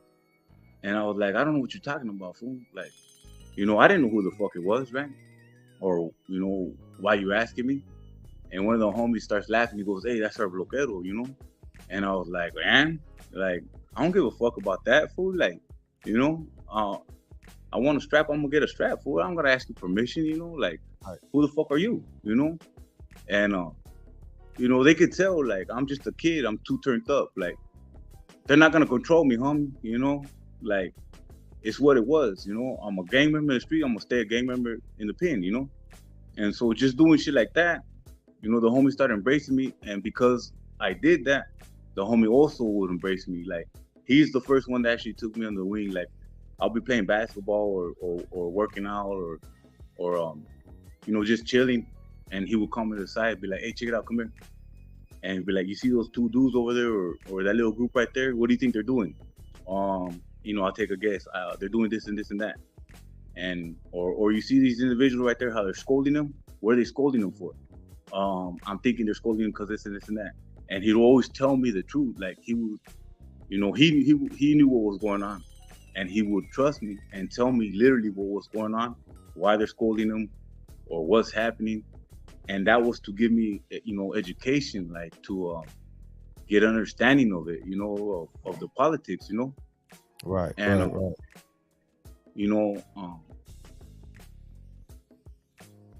This is I don't know how to say this part, but I wanted to hear it from the horse's mouth, those that know, you know what I'm talking about. Those that don't, well, research it, So I remember one day I told the homies right there that had authority, right? I told them, hey, for the next holiday, I want to go on it. And they're like, they kind of looked at me like, for real? I was like, yeah. They're like, all right, we'll appreciate it, thank you. We'll let you know. And I was like, cool. I thought it was gonna be like a month from now or next week or something. I go out to the yard the next day. They're like, hey, you remember what you told us yesterday? I was like, yeah. All right, we'll come, next yard, which is tomorrow. It's gonna happen. And this is the funny part, right? I'm chilling at the dip bars. I'm in the middle, and one homie's to my right, and the other homie's to the left, right, of the dip bars. And a homie comes underneath the dip bars and slides me a popsicle underneath it, right? And I grab it and I take a bite. And the homie's like, he's telling the other homie, did you tell him who it was already? And the homie just shakes his head like, nah. And the homie looks at me like, hey, the vato that just gave you the popsicle.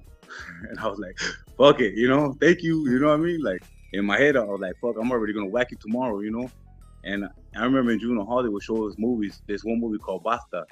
And it was about always having to stab your best friend, in prison. Like, everybody that's going to prison, I was a max and shit. And, they were basically telling us of what prison was like, and the different routes people can take. And these 2 best friends that went, one chose to do right. He had a girl, his girl would visit him, he'd get visits.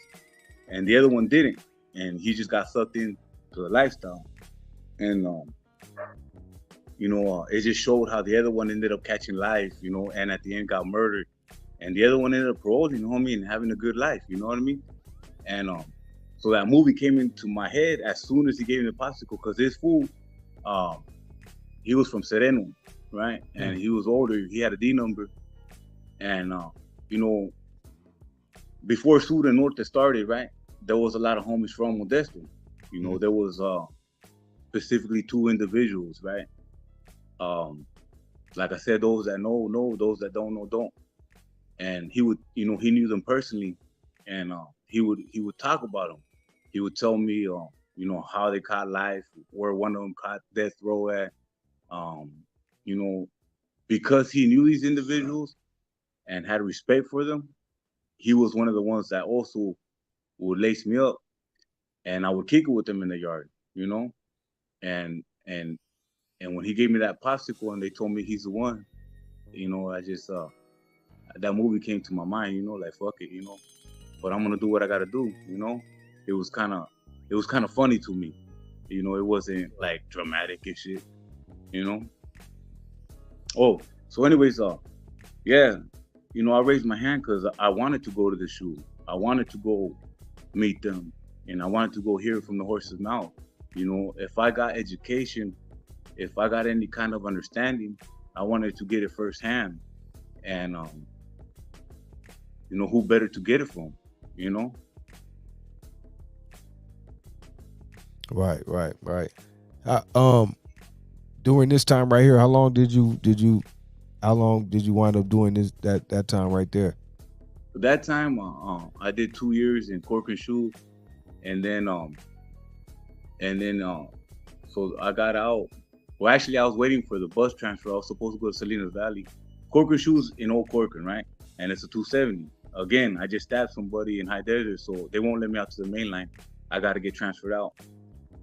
At that time, for whatever reason, I think that's when I don't know, there was a budget crisis or some bullshit, and transfers were like far and few. I ended up waiting for the bus for like 8 months, right? And I'm just chilling, after my shoe term, and they during that time, during those 8 months, I don't know, like 4 months into it, they moved me to the hole in Old Corcoran, and we still had group yard, right? And I ended up whacking somebody else right there, so I ended up going back. So basically, I did a 2-year shoot term, waiting to get out, but I didn't get transferred to the main line. I ended up going to the whole pending transfer, and in the group right there, I whacked somebody else. Like, it was just the thing to do. Yeah. And so I went back, and then I did another 2 years that time, a little bit more than 2 years. And then finally, I got transferred. I ended up going to SADF to New Corcoran. I went to CR. And I was there for like a year. Then I whacked somebody else. And I went. Shadow? Yeah. Oh, man. Jeez. Damn, bro. Hey, check it out. On that note, right?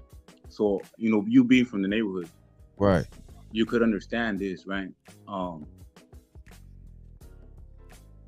When I went to prison, like my dad said, every man goes to the pen by himself.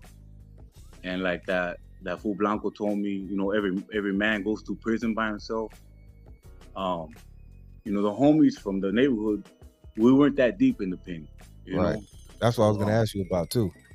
We weren't that deep in the pen, and especially from Modesto, like I was part of the first generation that went, and I see all these other barrios that got a gang of homies and well-known neighborhoods and well-known homies, And I remember when me and Creeper were in the county jail, right? We were cellies, and we would talk about it, and we would tell each other, like, that was my boy, right? We would tell each other, hey, fool, because we're from the tiny locals clique. You guys down there, you guys are Brick City boys and Malos and shit, right? When Vago started our clique, we became tiny locals. That's why Smurf is a Brick City boy, and Vago's a Brick City tiny local, because he started our clique. He's a tiny local. Okay. Me and Creeper would tell each other. I just remember real clearly Creeper saying it, and we repeat it. Hey, fool, when we get to the pen, just represent and show them how the tiny locals do it. So that's what I did. I don't got a big ass bottle. We're not hella deep in the prison. Like Vago would always say, we want to be known for being down, not deep. Right. That's what I'm gonna do. When the homies hear about Shadow Local, actually that's my name, Shadow, but I ended up getting Shadow Local in the pen, right? Because I was turned up, and when the homies hear about me, I want them. When the homies hear about the neighborhood, I want them to say the same thing about our barrio as people say about other barrios. That we got a strong barrio, a down barrio, and some down ass homies.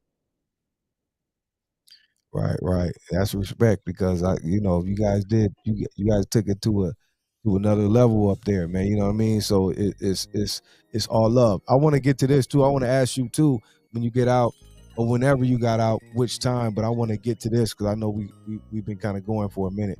Want to try to narrow it up. But when did you start linking up? How did you start? I know you already knew Smurf and all that, but by this time I think he's already deported. How did you start linking up with the homies and coming down to LA?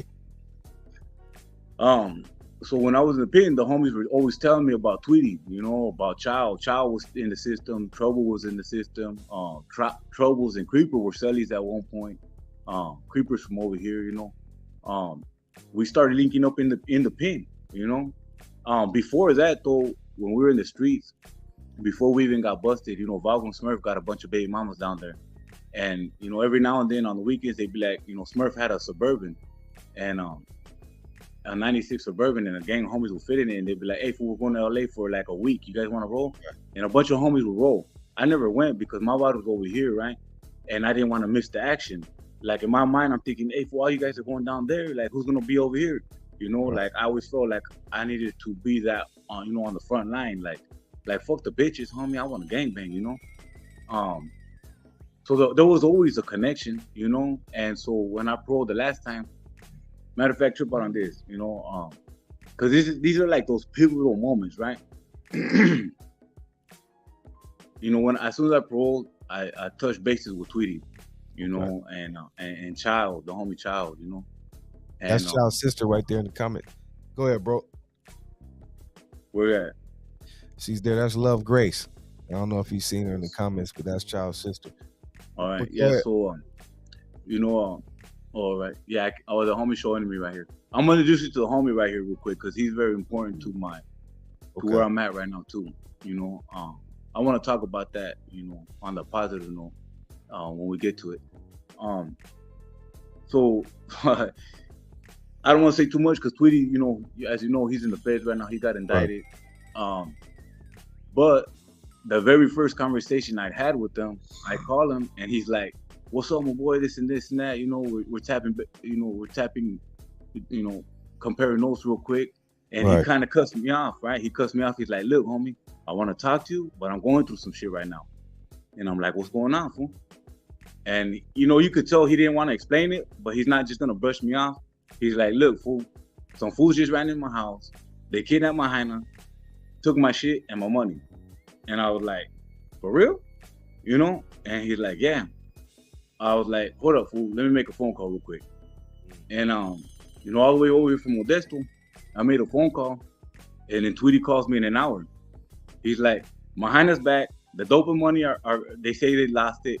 My cars are back too, but they burned them." He's like, "How'd you do it?" And I was like, "Come on, my boy. Like, I didn't do all this time just for nothing, And so then Tweety was like, "Hey, fool, I gotta talk to you." So I remember within 2 weeks after I paroled, I went down there and I took the homie Shy Boy and Rascal with me, and we went and tapped in with them. We had a big ass barbecue. Gang of homies came through. Smokey, R.I.P. Smokey, Yeah. Trouble was there. Child, gang of homies pulled up. You know what I mean? Like, it was the first time homies from over here went down there in a long ass time. Right. And we had all heard of each other. Like Child was telling me, like we all heard of each other. I heard of them and they heard of me. So we finally get to meet up. You know what I mean? And we just kept it going. We just kept it going. And because when I paroled that time, I didn't parole how I was now. Now I'm focusing on another path. And back then,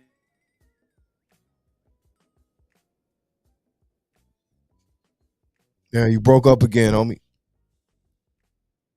That's the homie Child right there. What up, Child? Mike Ortiz. What up, homie? Hey, damn. Shadow, you broke up, homie.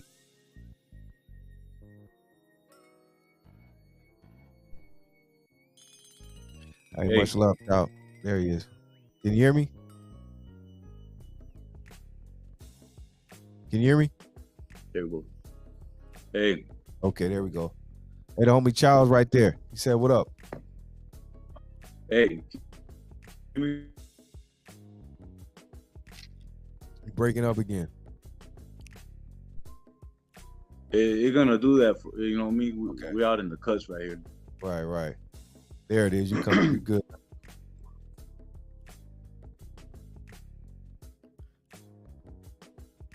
Damn, we lost him again.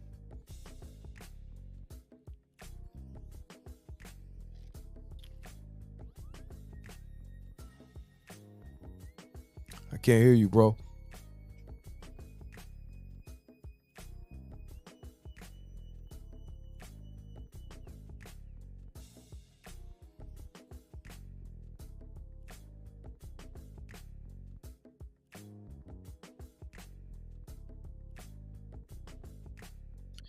Damn. Hold up, people. Hold up. Shadow.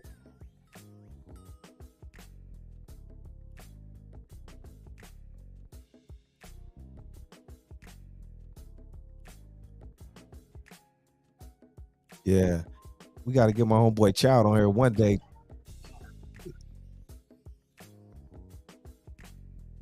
Child, you got to come on here one day, homie. Hey, Oh, there who he you is. talking to? Me?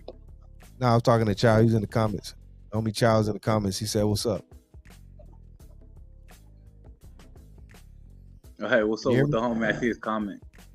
Okay. Yeah. Okay, we're good now. We're good. Okay. So go ahead, bro. You were saying that you were down there and you met up with all the homies.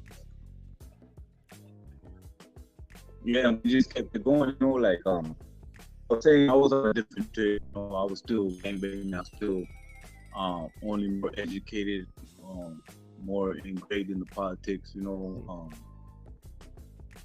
I was on that money making tip and on a, you know, representing a greater cause. I'm not gonna say a better cause, just a greater cause, you know, in our mentality as camaradas, you know what I mean? Right. Thanks, Child. You Send can me, hear me? hey, he just sent me the pic. Nah, I was just looking. I can hear you was going in and out though a little bit, but it's coming back better. Hey, the Yeah. homie Child just sent me a pic though. One from that night. I never seen this one right here. I'll send it to you, bro. Go ahead. Yeah, so this time of my life, in all honesty, you know, enjoying life, but I thought I enjoyed life. By that enjoying life, you know, what I mean is making money, fucking bitches, and being a gangster, homie. Like getting, you know, I didn't have a job, you know, I fucking I got it from the, you know, I got it being a gangster, right? And Right. but it didn't last, homes. Like I would get it, you know, it take me 3 months to get everything I need, everything I want, literally, you know. But I'd enjoy it for like 3 months and lose it all, and then you know, I'd catch a violation, whatever, and then I get out and do it all over again, and then enjoy it for 3 months and lose it all, you know. Right. You know, I ended up. Go ahead. No, I was gonna say, what was it about this time, bro? Like you said, I know this was like a recite, like a what do they call that shit? You know, keeps happening, right? What was it about this time when you came home or whatever, or even before you got out that you knew you were really gonna change this time and, you know, even give your life to God and all that? Okay, so trip out, right? All these little things that were happening during those 2 years. There's other shit that, you know, happened, but I can't speak on it, you know. I've seen righteous miracles, you know, and nobody can tell me different. Like I know what the fuck I saw, I know what I heard. The way situations played out themselves was like, there's no fucking way this could have happened other than divine intervention, you know. These things were unexplainable to me, you know. Let me take it back a little bit. So my you know, my last prison term, I did 11 and a half years in the shoe altogether, right? Corcoran and Pelican Bay.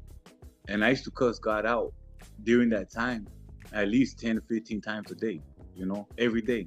You know, I wanted more adversary. You know, it made me stronger. I told him straight up, like, I'll never bend my knee to you. Like, and the thing about it, right? So I'm seeing all these things happening in my life, and miracles and interventions, and you know, I'm losing all my family. You know, I lost my dad, my mom, my sister, my grandma. You know, I just, everybody that I've ever loved and loved me back, anybody that has ever written me a letter or went to visit me, they all died, right? And I wasn't there. You know, some died before I paroled, some died, you know, on this time they were all dying, right? Like my mom died this term, my sister died on this term, Wow. and Rest in peace, bro. yeah, so I learned how to do research when I was in the Bay. You know, I was single cell for 5 years, and you know, keeping it real. Hold on, how was that? The single cell. I mean, did you like that, or yeah? I mean, of course, that's a single cell. How was that though for 5 years? Yeah. So because I got validated, you know, in the Bay, anybody validated, Right. you can't have cellies. I Right. mean, you can, but it's a big ass process to go through. You got to get it approved. You got to send a request to IGI. So I'm saying you IGI like that, sends so that to was us. good. That was good. That was a good thing, is what I'm saying, right? But same Well, time, and 5 years. Actually, it wasn't a good thing. Look, check it out. So it's a good thing because you're with the fellas, but in my mind, the way I'm schooled, you're a dumbass. Like, cause there's a bunch of lames that try to get validated on purpose just to go kick with the fellas, you know, and you know, the longer you're out there doing your thing, the longer, you know, you're being productive, the longer you're dependable and reliable, you know, the more recognition you get, the more status you gain, right? And so when I got validated, it was like, fuck, you know, it's the end of the road. Like, now I'm just gonna go post up on a shelf and just do my term, you know, do my time, you know what I mean? I couldn't do nothing, you know, like, anyway, so being by myself, like, you know, we call it the Thug Mansion, you know, because it's the biggest sales in all CDC, you know, and then you're by yourself, so it's like kicking it, fool, you know, and it becomes your normality, you know, you start, I literally see motherfuckers go crazy, you know, it's a tactic by CDC to try to break you and discourage any kind of support you get. You know, your letters get fucked with. You know, your visitors get denied. It's hella far away. You know, if you even try to caravan over there, they call it gang activity. You know, if you tell your mom you love her, you know, to IGI, they're like, that's a hit.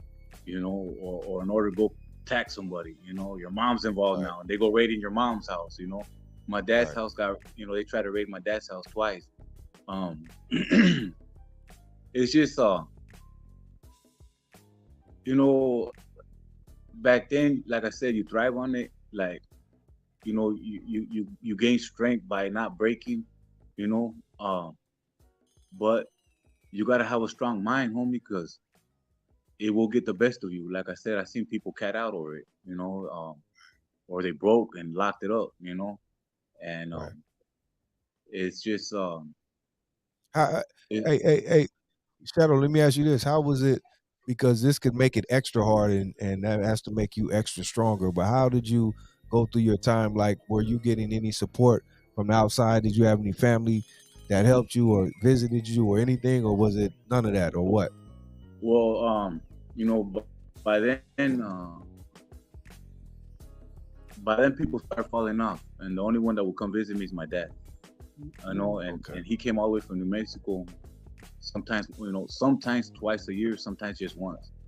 And like I said, the money we'll be making and shit like that, you know, with his assistance, I mean, he'd only shoot me like $40 every 3 months, you know. So the unity you gain, you know, like we thrived on that. Just, you know, there's only 8 people in the pod, you know, maybe 2 of them are white, maybe 2 of them are Nathaniels, and the rest are homies, you know. You know, that's where that camaraderie comes in, you know, like you guys become united, and you know, one person get a package, we all get a package, you know. It's the unity. one person, you know, we get a book of stamps. Somebody got a book of stamps. We all got a book of stamps. You know, we got one sandwich. We chopping that motherfucker up, 8 pieces. You know, it didn't matter race. Like we all gonna eat. You know, we all need that support. So that's where the support came from. It didn't come from family. What we needed to do is be gang members, homie. Be you know, or organize. You know, how are we gonna fucking you know, hustle up some money? How can we make the homies you know, bust a play for us? You know, like that's what it was. You know, that's how we're gonna get magazines, packages, store, books. You know, that's how we're gonna get put on the internet looking for some pen pals, some highness to come visit us, or whatever the case. You know that, you know. But me, I focused on education. To be honest, like the homies had the books. They were gonna pay for me to go to college, but I didn't want to like let them down and have them pay all that money, and at the end of the day not be able to do it. So, you know, I figured I'll just educate myself. And you know, in 2007, it was 2007 when they had they took away the Pell Grants, and the homies had all their books up to date, right? Right. And so I studied, you know, everything that I needed for an AA degree in small business management, you know, and I did the work by myself. The homie would grade it. You know, the homies who already had their AA degrees, you know, they'll grade my papers, my business plan, you know, and I would just, that's how I did my time, homie. You know, working out, studying, and not trying to think about the streets. You know, to me, it was fuck the streets. You know, this is where it's at. You know, this is I'm with the real camaradas, like the strongest of the strong. You know, what they call us the worst of the worst, but to me, it was the elite. You know. Hey, so check this out then. Let me fast forward a bit, because how is it when you find out, like, you know what I mean, you're about to come home, and how was that transition now that a lot of time has went by, like you said, a lot of changes, you even lost some family, and you're used to being in here. This is really, like you said, almost maybe better than the streets, you know. So how do you transition to coming back to the streets, homie? Okay, so trip out. This is what happened. So when I paroled the last time, you know, when I went down to the Tweedies, when in one of those trips is when me and you hooked up. Yeah, I know the one trip was a bad trip. I know I heard about that. I don't know what happened, but oh yeah, that was another. Like I made a few trips. Right. Oh, I know the one you're talking about. Yeah, that was I was, you know. Anyway, so I'll get into that right now. So what happened is I paroled, fool. And even though I was, you know, still 17 mentally and doing what I was taught and what I was, you know, what I thought was right, you know, I, you know, like I said, I got to drive cars. I got to be with females. You know, I got to go to casinos. I got to go to bars. You know, I got to, you know, I got to gangbang again. You know, I got to eat pizza. I got to fucking eat. You know, I lived off fucking Jack in the Box in Carl's Jr. You know what I mean? But I only did that like every 3 days. I used to fucking drive around with Pop-Tarts in my trunk. A motherfucker only eating every 3 days. You know? Right. And I got to experience things. You know, I got married, got divorced. I got to experience a life that I never thought was gonna be possible, because I thought I was gonna get life. You know, but in all reality, you know, in hindsight now, looking back where I'm at, God had a plan, you know, straight up. Like he knew what I needed and where I needed to be. He put me on a shelf, because if I didn't sit on that shelf during that time when I was there, that was like the last wars we had with Norteños. You know, a homie was killed in New Delano, and he was killed because the homies killed the Norteño like 2 years prior to that.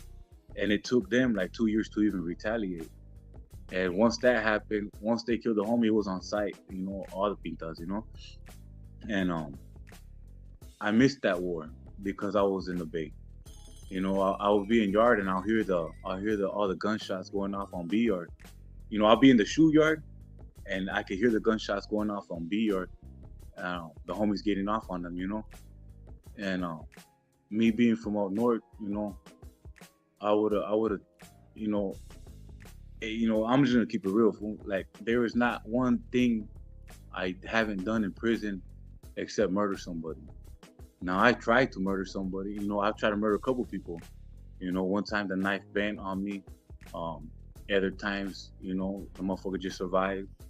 But like I said, like I wanted to be that guy, you know, and you know, it was God intervention, homie. Like I would have wanted to. How would you say, like, when you got to, I'm sure you always knew God, but you questioned and all this. What was it about this time that, or what was it that drew you close to God this time, and it was real? Like, Okay, you know what I so mean? so when I paroled and all those things, you know, unexplainable things that were going on, it was March 10th of 2018. I'm sitting in front of, you know, I'm sitting right here in Modesto in front of a Chase Bank. You know, I got a couple racks in my pocket. I'm sitting in a nice car. You know, I just filled up my tank with Chevron, and you know, I just made a money order from the bank, you know, to pay my restitution, and you know, and because I was like 7 months to discharge parole, right? Right. And I had an epiphany, homie. Like I had an epiphany that my mom was old. You know, I used to go. I didn't just go to LA. I would go to Nevada. I would go different, you know, out of state, Right. Right. doing my thing, you know. And I would come home just to check in with parole, and I'll check in on my mom. This was after I got divorced. This was like 2017, and my mom would be high, you know, of Xannies, you know, Xannies, Valiums and Vicodin Right. and shit. You know, she was a pinga head, you know, what we call pinga heads. You know, she was a pill popper. She was a nurse, so she always an LVN, so she always had access to medication. Right. You know, and that was her thing. So I'd come check on her, and she'd be zannied out the game, homie, like moving things from one side of the living room to the other, and back and forth, and telling me the phone's ringing from the air conditioner, and like all kinds of crazy shit, right? Yeah. All right, you have a nice. Love you too. And you know, I had that epiphany that my mom's old and she's gonna die by herself if I don't get my act right. And I for the first time ever in my life, because I've never read the Bible, you know, I never cared to even try to understand who God was. I only talked shit about him and to him, you know. And even though I did that, there was okay, literally, homie, like I'll be at Sacramento Airport, you know, or I'll be in certain places, right? Like, and it happened at least 4 times where I'm going through some shit, homes. Like righteously, one time, I can't even say that part. I'm in Texas, homie. I was in Texas one time and I was coming back to California on a plane, and you know, I'm about to murder somebody, fool. Like, you know, the feds fucked with my daughter on her graduation, you know. They threatened to give her 10 years, you know, as being my co-conspirator, and you know, I went down there to Texas to be with her for her graduation. She graduated high school back then, right? And they told her that I was I didn't go to Texas for her graduation. I went to Texas as a ruse for the clica, you know. And to me, that's off limits, you know. You don't fuck with family, you don't fuck with kids, homes. And so I was set in stone. Like this is just one of the times of like 4 different times, right? That somebody walks up to me, I don't even know who the fuck they are. You know, to me, everybody was a cop, and I didn't know whether to believe it or not, right? Like, but they walk up to me and they be like, "Hey, I don't know why, but God told me, you know, He put it in my heart to tell you, everything's gonna be okay. Calm down, you know. Everything's gonna be all right, you know." And those were little moments like, what the fuck, you know, like how the fuck? Because I'm mad and shit, but I'm in Texas. Like, not like I'm walking down the street with a strap, you know. I'm doing my thing. I'm catching a flight back, you know. How the fuck would you know? Like, how would you know what I'm going through? You know, how do you know what I'm plotting in my head? You know, who the fuck is this dude? Like, I couldn't even tell you the people's names that have done this, you know, like I've never seen you in my life, you know? Right. And it would calm me down. Like, what the fuck? Like, those aren't the miracles I'm talking about, like, but those are little situations, right? That when I went back this time, you know, when I had that epiphany that when I was sitting in front of the bank in March, it was March 10th of 2018, you know, for the first time in my life, I just realized I had no soul, that I traded my soul for money, drugs, and bitches, you know? And I knew I had to make a change, you know, straight up, like, I knew I was Why do gonna you go think back. it was just that moment? Like all this shit you've done all these times, you never thought about that? Like why was it this moment you thought that? You know, okay, so I can explain it now, but back then I couldn't explain it. And what happened, literally, homie, with the knowledge I got now, and the reason I have this knowledge, because what I was gonna tell you is that happened March 10th, March 11th. I started like giving anything away that could take me back to the pain. Like I knew I was gonna come back. And there's one strap that I didn't give away. And on March 12th, I got busted. You know, that strap brought me back. And I knew it, like you know, and I couldn't explain it then, but now I can, right? And the reason I can is because the first thing I did as soon as I got to the county jail, you know, on a request form, I requested a Bible and a Holy Bible just for research purposes. Like I just, you know, I learned how to do research in the Bay, right? Like when I put myself through college, right? And I just wanted to know who is God, like, right? Like, who is this individual that calls himself God? Because I think I'm a God. I mean, I'm the one that barely met Tweety and had his Heine brought back with his cars within an hour, all the way from Modesto. You know, like I'm the one that makes that possible. Like, who the fuck are you stepping on my toes? You know, why you fucking with my program? You know, um, I didn't know if he was an enemy or my friend.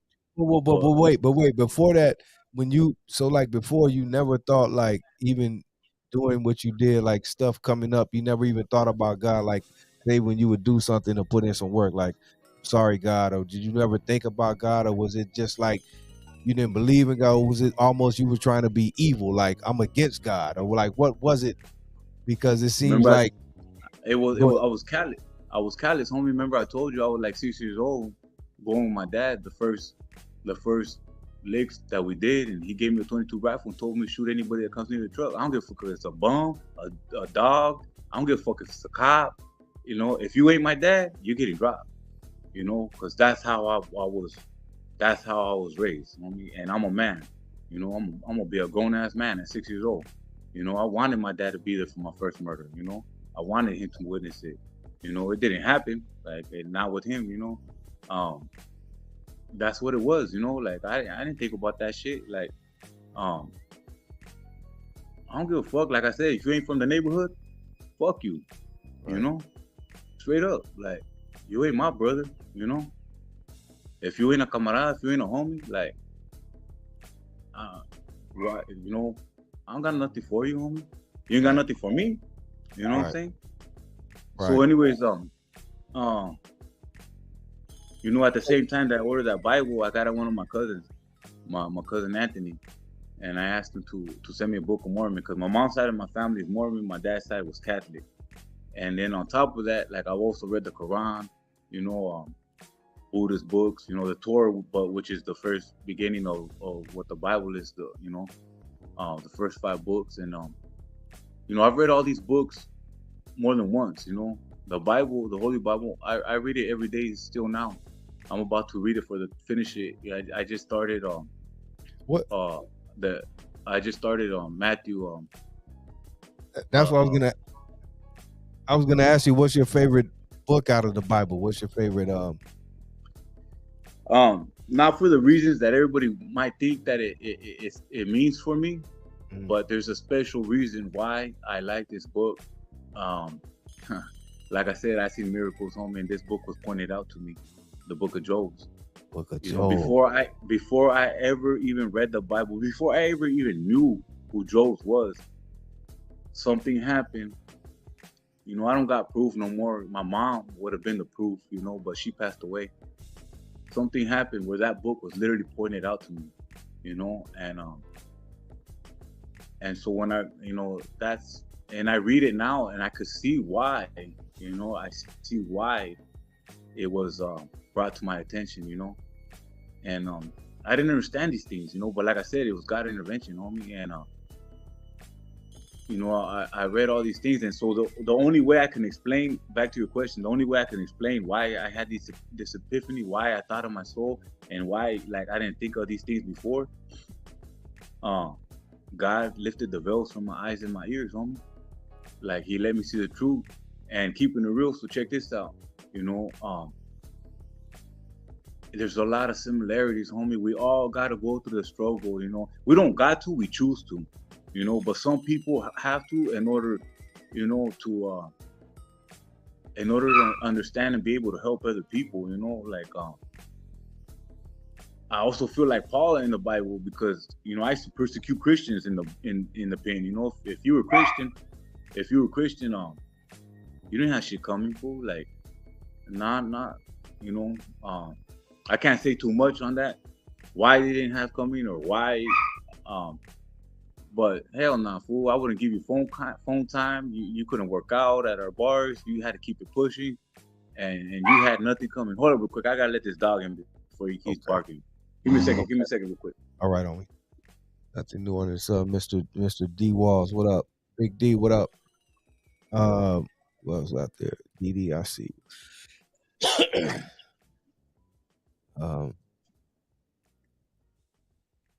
Got to go through it to understand. Yes, straight up, Big D. That's a fact. Yes, yeah, ahead, bro. That's it. Like that's why So on that note, right?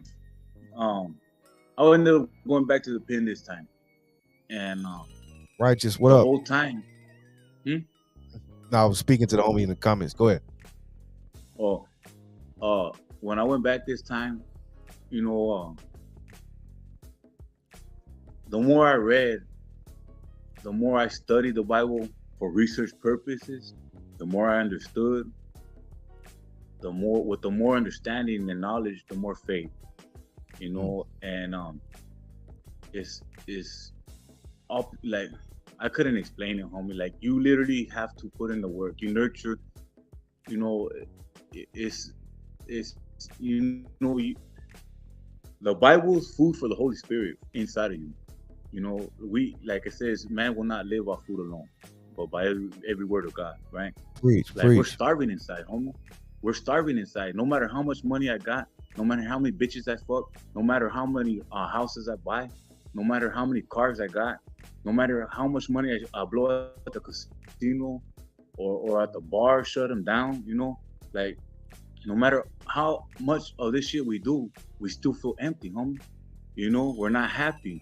You know, no matter how much drugs I do, because I ended up getting strung out like gacho style, you know.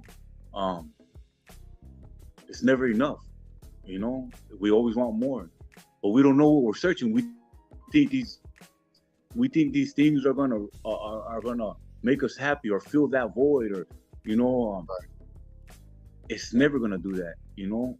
And the way I feel now, homie, you know, my last term I had all these cars, you know, I had my houses, you know, that I bought out of state, you know, I spent gang of money at the casinos, you know, I enjoyed life. Like I didn't worry about bills. I didn't, you know, I had my clothes, my jewelry, you know, I had everything I needed, you know, fat straps, like, you know, I was taking trips. Like I didn't have a job. My job was being a gangster, you know. Oh, hold up. Not to get, I just want to touch on this. Salute, righteous by faith, my homie Isaac. Not to even get back negative, because you're so much on a positive. I want to stay on this. But I want to ask you this right quick. When you started moving around, when you got out and all that, obviously you were hustling and doing your thing. How did you start moving around and making these connections? Did they come from the Pinta or whatever, or what? Or how did you start making these connections with where you were going out of town and all these different places? Hey, trip out on this, right? So, you know, that's what that's another thing. Everybody, everybody thinks society, give them more time. Lock them away. Right. I was a part of all 3 hunger strikes. The first one in 2011 lasted 20 days. Then the next one lasted 19 days, and then 3 years later, in 2000 or 2 years later, in 2013, lasted 60 days. I was a part of all 3. I was in the Bay, and that's the only reason why CDC put that R, CDCR, California. I heard about that earlier. Yeah, change it. And that stands for rehabilitation. There is nothing fucking rehabilitation about it. Period. Right. We had to do that, in order to get out of the shoe, just because we were validated. And there was homies that murdered motherfuckers. They come do a 5-year shoe term and get the fuck out. We're there like indeterminately for nothing, just because you say I'm a gang member or an associate of a prison gang, or a member of it, right? I didn't do nothing. Why am I here? Based on your word. How do I know you don't got a vendetta against me? How do I know like you're not taking something personal and just have the ability to put that label on me? Who's taking your word? I'm a liar, but you're not. Like, how does this work, right? So with that being said, like, we had to there was homies that died on it. Pops, there was a homie from Linwood, Ghost from Linwood. I think it was from Linwood. His name was Ghost. He died in the Bay like 4 or 5 days into it. And we were in C7, and I remember I want to ask you, how do you? I mean, you deal with it, but what keeps you? How do you stay strong through that, homie? Like, what do you do personally? I know everyone, has to, roll call and all that, and everyone's good. But when you're in there by yourself, homie, how do you get through that stuff, homie? Remember, like I told you, I was bred for this, homie. The way my pops raised me, like prison was easy for me.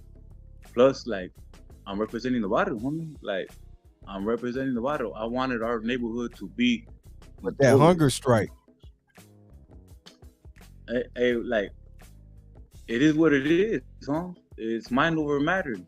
Right. I'm gonna keep it real. If you don't eat for 7 days, after the 7th day, you don't feel shit. But if you eat, it's like a relapse. Your body starts going through all the pains again. So keep it G, homie. Just don't fucking eat, and you're straight. I was chilling, watching TV. I had no energy. I literally got to 150 pounds in my boxers with waist chains and ankle chains. I did it. What kept me going is one of my sisters got 5 sons, right? And I never met them. They were all older teenagers and shit. My sister, she was a homegirl, so I thought my nephews were all gonna be homies, and possibly from the neighborhood. I didn't want them going through what I went through, because as much as I wanted it, it was for me. But to have a human being in those kind of conditions, and those are war tactics by CDC in order to break us. There's a lot of things that I can get into, right? Like, but I don't really want to go back on that negative. Yeah. Right? We're gonna stay on a positive note right now. We're talking about God and the positive. I just wanted to ask you about that briefly, but go ahead, bro.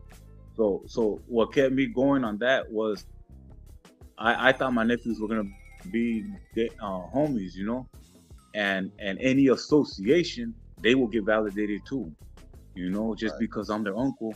And if they're homies, they come to the pen and I write them, or they know that that's my nephews, they're gonna be like, oh, you have ties, you have ties to organized crime, and they'll get validated. And that's not a lie, fool. Like, I'm gonna keep it real, trip out on this. I went to the shoe to the Bay when I was 26. I got out of the shoe at 34 years old, and I didn't even know I had gray hair on my face, homie. I spent 3 days when I got out to the mainland after the hunger strikes, looking at my face, tripping that I had gray hairs. Like, I didn't even recognize myself. Like, I went into the Pelican Bay shoe a 26-year-old kid, because you're still a kid in a way, coming out a grown ass man, you know. Do you even keep up? Like, that was almost like 10 years you were in the shoe. Like, do you even keep up with the time at that point? Like you said, you didn't notice yourself, but do you even keep up with the time while you're in there, or you just let it all go so you don't have to focus on that, so you don't do the time? You know what I mean? Like, how does that work? Like, do you even keep up with the time and the days and the dates and all that? I mean, I do, because I used to write my dad every day, you know, or almost every day, so I know the dates, you know. And Right. I used to write him just to talk to him, you know. That was my best friend, and just tell him my thoughts, you know, give him strength, you know, let him know I'm not breaking, you know, inspire him, you know.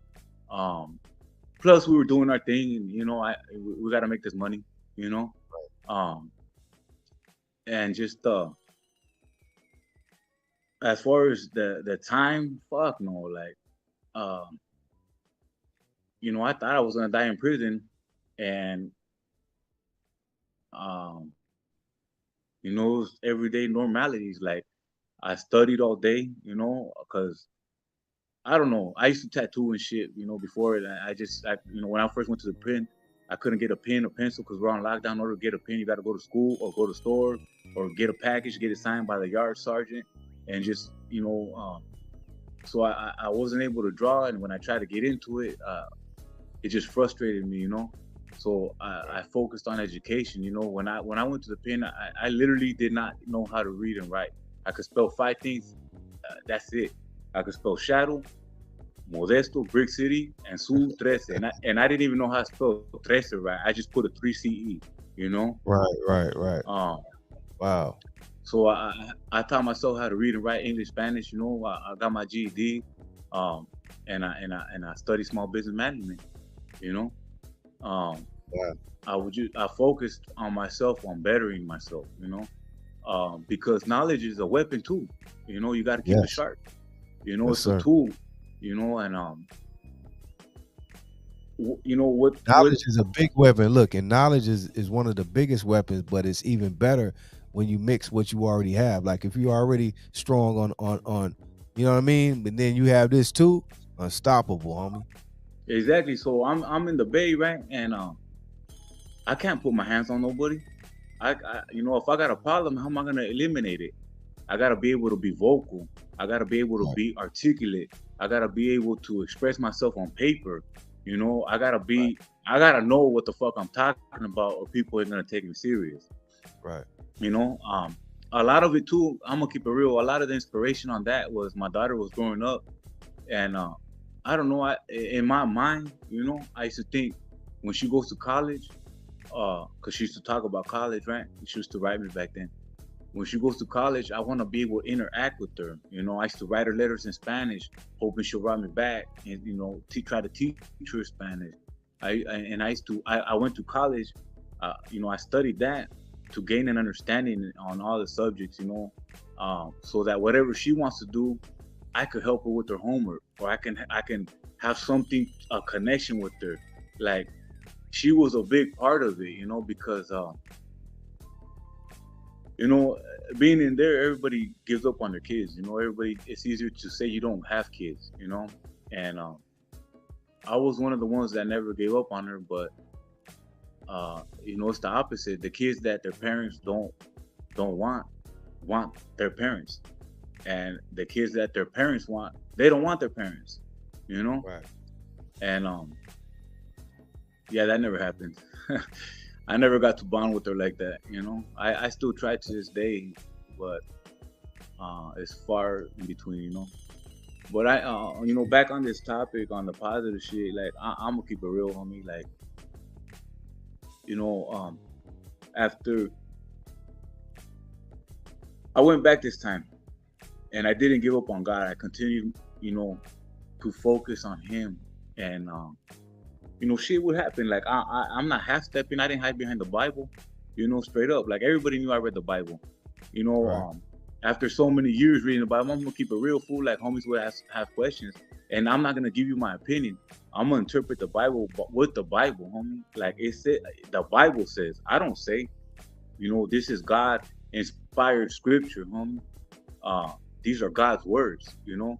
I used to take my Bible to yard every now and then, you know, and answer the homies' questions. And there's vehicles on the yard, you know. There's OGs there, you know, and you know, in the pen, That's homie boy. What up, that's boy? a sign of weak. Yeah.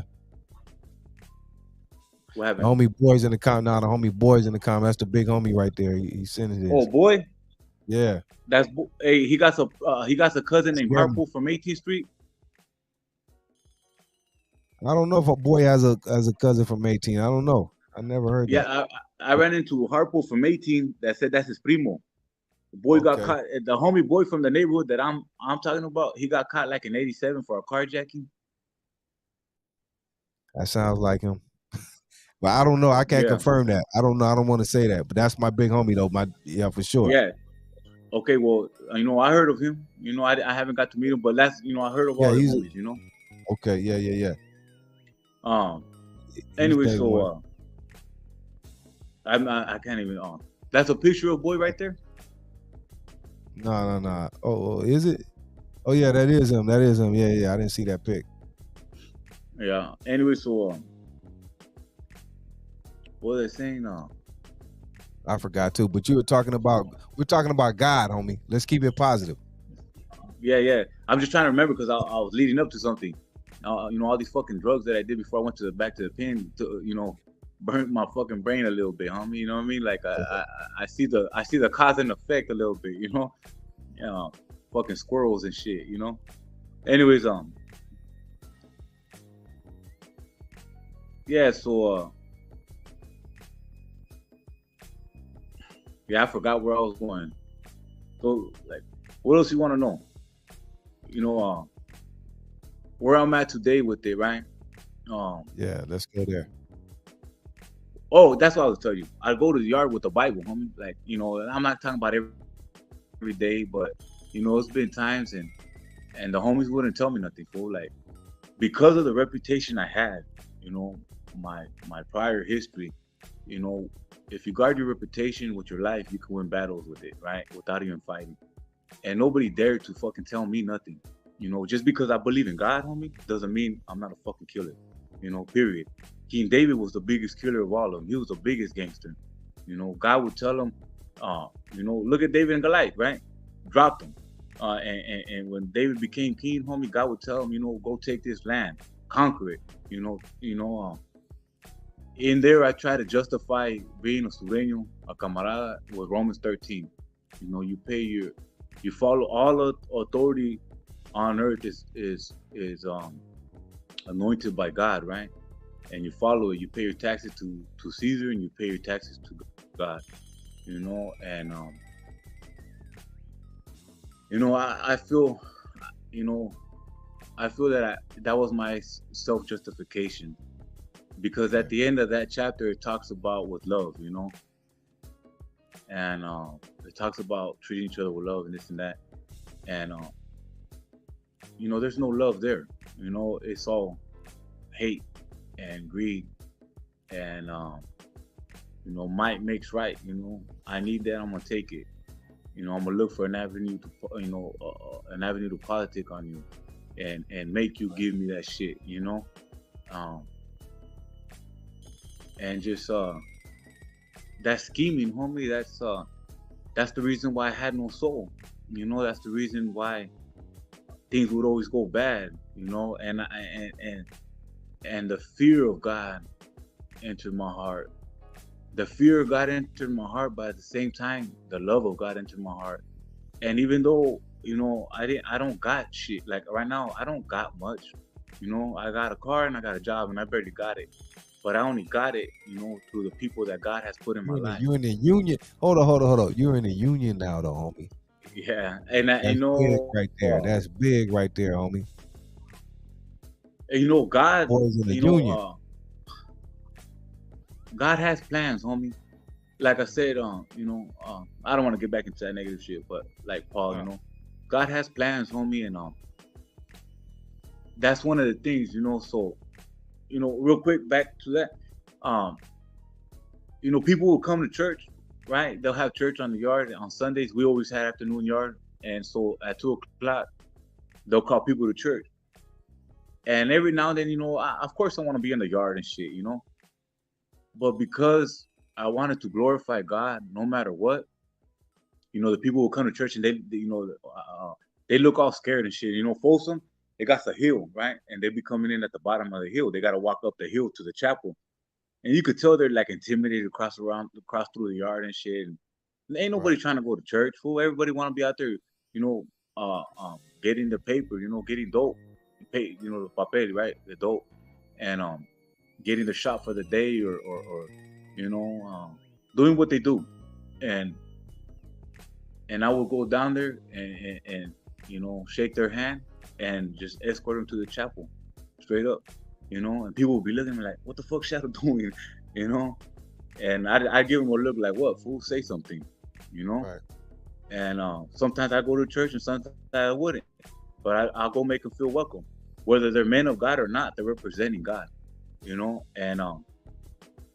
and I felt I needed to glorify him in front of others, fool, straight up. Like I was not gonna be ashamed of Right. of what I believe in, right? And at the same time, I would look at it this way, homie. All these youngsters, all these people on the yard, right, that are paying attention, like I was when I was a kid, or they're looking at people. I'm not saying I'm the one they were looking up to, but I'm pretty sure there was some, based on our reputation, right? All those people that were paying attention to me, if they saw me, glorifying God, reading the Bible, escorting these people, and every now and then, whenever I felt the need, go to church, then if it's okay for me to do it, it'd be okay for them. It's not a sign of weakness. It's not a liability on me. It's something for yourself. It's for your soul. It's for your it's for your fucking I don't know how to say it, like it's for your salvation, homie. And just because you believe in God doesn't mean you're gonna tap out or you weak, homie. It takes a grown ass man to say, you know what, I believe in God in the pen. Straight up. Like, you don't want to be judged, you don't want to be and that never happened to me. Like, nobody ever talked shit about me, or at least to my face. 'Cause I know that Or I know or sometimes that happens. They look at homies that oh, that's a sign of weakness, or some homies do use that, like go to God just to get away from what's really going on, right? So sometimes that's looked at, you know what I mean, sideways. But the ones that are really with it and the Yeah. ones that are playing with it, right? Exactly. So with that being said, right, I'm gonna keep it real. So with that being said, I was always with it. Now, I told you I justified it, but with Romans 13, you pay your taxes to Caesar, you pay your taxes to God. You want to fear authority? Well, then, if you don't want to fear authority, well, then do what is right.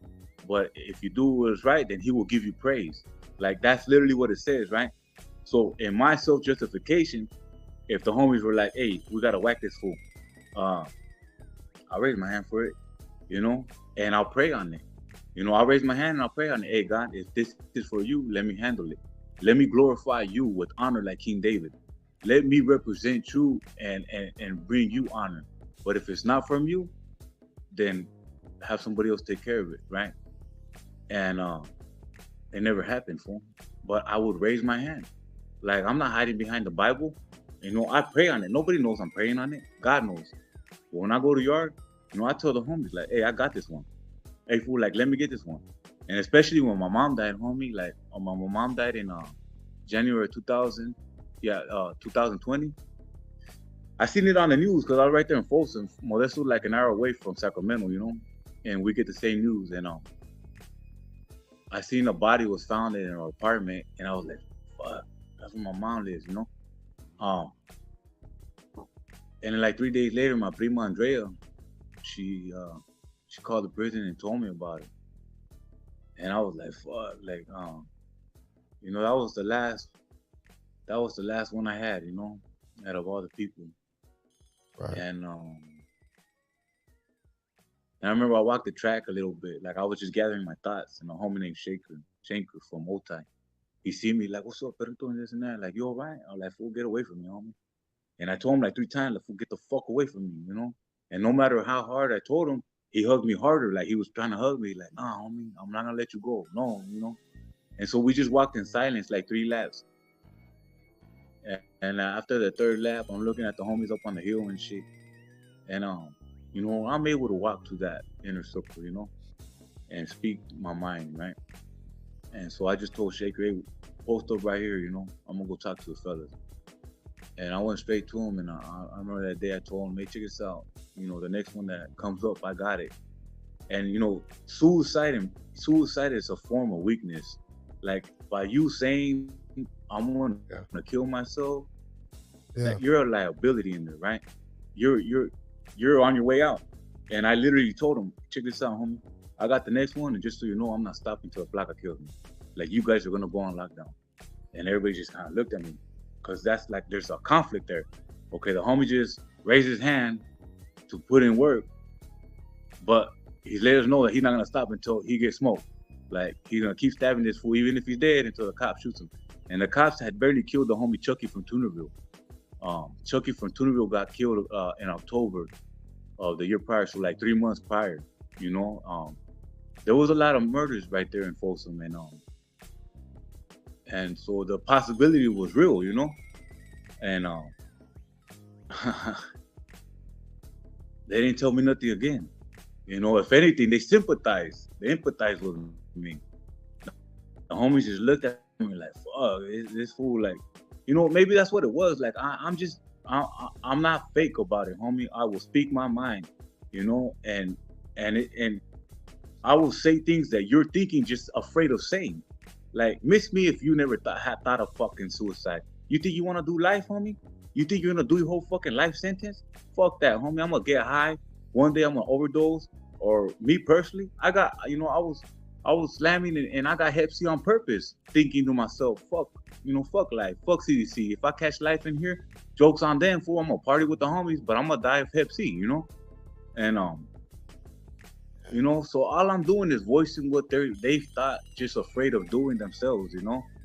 Right. And one of the homies looked at me and he was like, hey, I understand. I get it. You know, his dad was on the yard right there and had died like 2 or 3 years prior.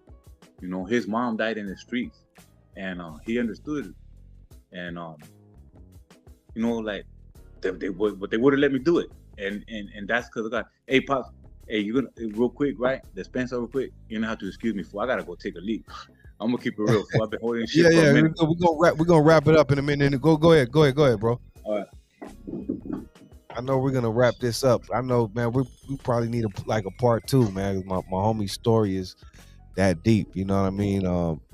But I know we've been on here like a couple hours already. It's probably longest interview, but the story is deep, and my homie has a deep story, man. And he has so much more he wants to get out. I already know, man. So, soldier for the Lord. That's right. Thank you, sis, for being in here. You know what I mean? Your encouraging words and all that. Shout out to the homie Big D too. Mr. D Walls, what up? Part 2 for sure. Yeah. I'm gonna make that happen, bro. Because it's just so much more. And it's like it's I know it's late already. You know what I mean? So we'll wrap it up and we'll make part 2 happen. Shout out to my boy. Salute to child. What up? Shout out to my homie boy. Yeah, I was telling the people we'll try to just kind of wrap it up for now because I know it's getting late, right? But we'll have to do a part 2, Shadow, because dude, like the story, man, we gotta do a part 2, homie. You gotta write a book, bro. You know what I mean? I got my homegirl, I got my sis in here, my sis DD Hairston, homie. She's a publisher, homie. You know what I mean? We gotta hook you up with a book, bro. Seriously, hey, I thought about it, homie. I thought about it. Like that's just the tip of the iceberg, fool. But Trip Out, I want to say a few things real quick before we wrap it up. Go ahead, bro.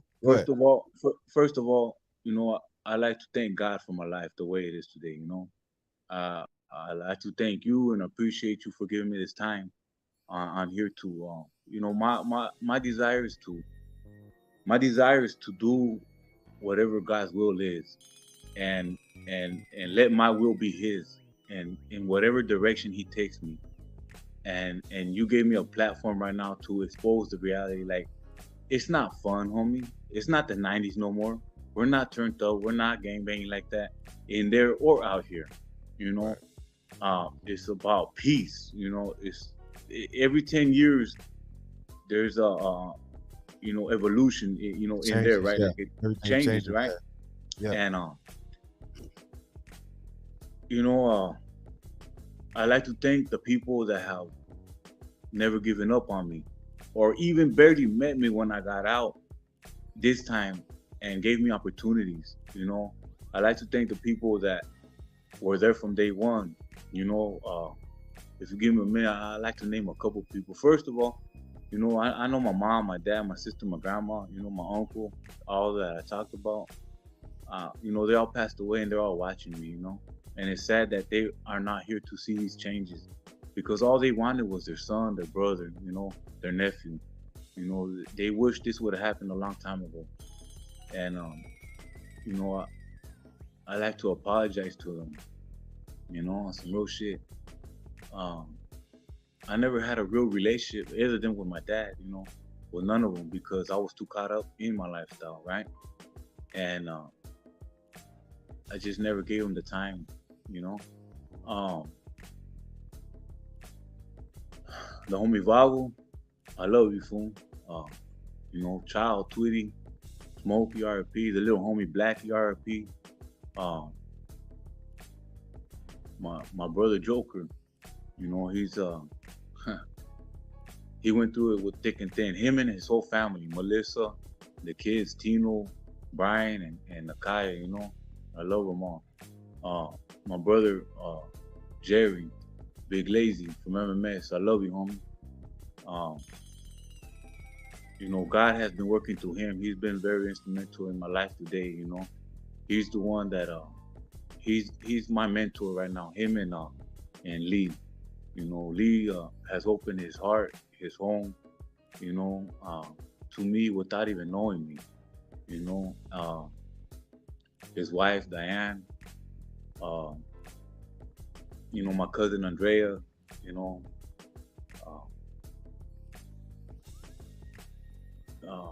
I wonder if I'm leaving anybody out, but the point is, all these people that I have in my life now.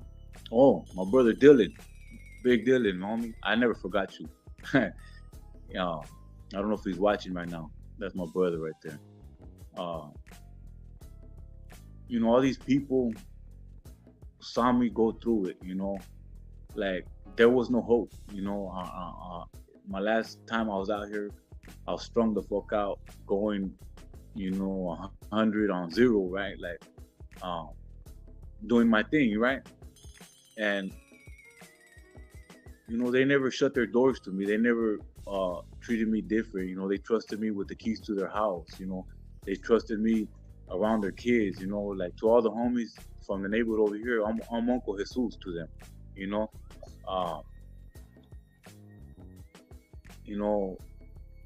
This Sunday, tomorrow, this Sunday is one of my nephews. It's his baby shower. Like, this is gonna be like a maybe second, third time I've ever even talked to him, and he's like 20 something. These are blessings that I'm getting now. My brother, my little brother Manuel, and my older stepbrother Richard. They're a part of my foundation now too. I love them, I love them. I still haven't got to see them, but for the first time in like 30 years, because I've been on this road, God has put these people back in my life. My stepbrother Sammy and Marcy, I got to see them for the first time in like 30 years. I ran into them at a church. There's a girl, my girl Michelle. I met her at a church. And we're vibing pretty good. Like my boy Chris, he's the one that went to bed right now earlier.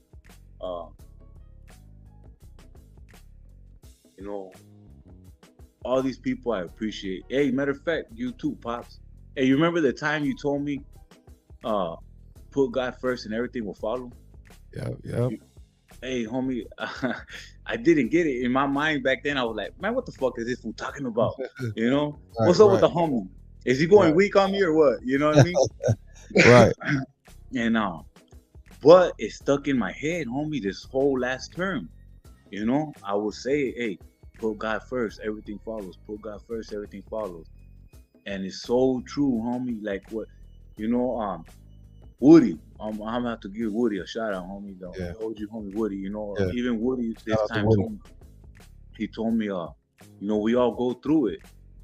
And I'm like, go through what, fool? Like, I don't get it. Like, I mean, I see you guys are my older homies, right? And I see you guys living your life and doing your thing, and You know, Woody went through it. You know, I'm sure you know with this health uh, thing. you know, you guys are, you know, you guys are established, but you're still from the hood. You know, Right, you're just not out there in the trenches, right? right. And you know, I thought it was that easy, you know, but I'm so fucking institutionalized. My loyalties, like Joker would say, my loyalties are what fucked me, you know. And homie, my loyalties, I try to put them every day in God. You know, I try to put on that whole armor of God every fucking day. You know, I'm not perfect. I just cuss talking about God, right?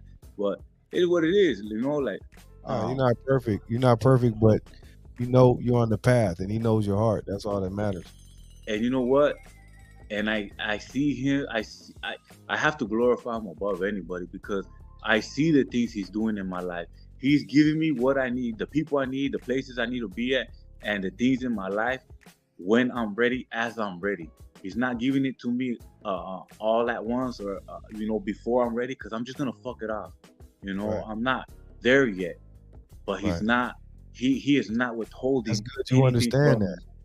That's So good you understand that though, because some people um, won't understand that part. You know, so that's good that you even understand that. You feel me? like But you're you making talk. big steps, dog. You're in the I can't keep saying it enough. You're in the union, homie. I Okay, mean, that's so I was tough, just right? gonna say that, right? So this union job, right? If he would have gave it to me, you know, a couple months prior, I'd be like, man, fuck the union. You know, like maybe I I wouldn't didn't have even been know ready. because you Like didn't. But you, yeah. you're not Not knowing prepared. though. Yeah, Like you're not prepared, homie. Like you know, Proverbs 3 verse 5 and 6. Lean not on your understanding, but in all ways acknowledge Him, and He will direct your path. Literally do that. Lean not on your own understanding. You don't know shit. Like you don't know more than God, but lean on Him, and He shall direct your path. Just trust in Him. Like people just gotta let go and trust in Him, homie. And life will be so much easier, homie. Like wow, I'm done trying. I'm done with the struggle, homie. Like wow. I want to enjoy life. I want That to was powerful take, right there, my boy. That was powerful, homie. you Because know. that scripture right there is powerful, homie. You know, Yeah, that's the first one that ever jumped out at me, homie. And like when I was reading it the first time, and I was like, whoa, like it stuck with me, you know.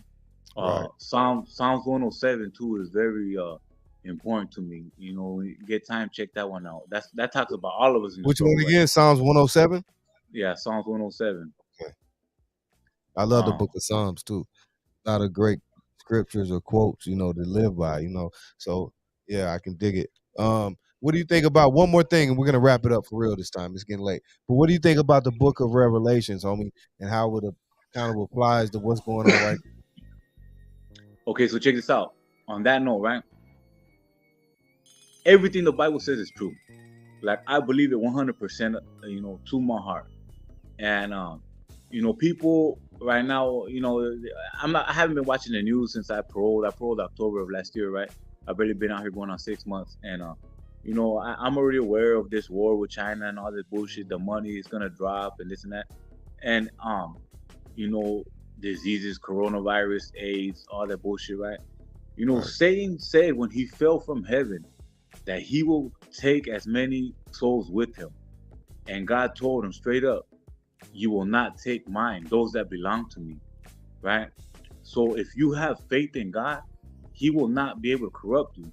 But here's the thing: everybody thinks it's like, you know, steal, murder, kill, adultery, all that bullshit. You don't do Right. none of that, you're good. But everybody does at least 6 of those 10 commandments.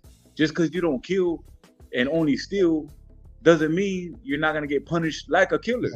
Yeah, that's know, what I the was all asking. I was talking to I think Monica, somebody about that. I was asking the same question, like, because some of those other commandments, right, are so deep, like kill, right, and all those. But like you say, the little ones are just as just as important, great. right? Just as yeah. That's It deep. says Man. that. What's up, It's, Denise? it, they're, Yeah, they're just as, they're just as great, right? So back to your question, trip out on this. You know, I haven't been out here, homie. Like, you know, my experience is in prison, right?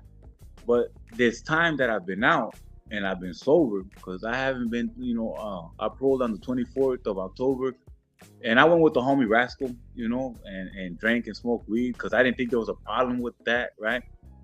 You know, I promised God I would never do another shot of crystal in my life, right?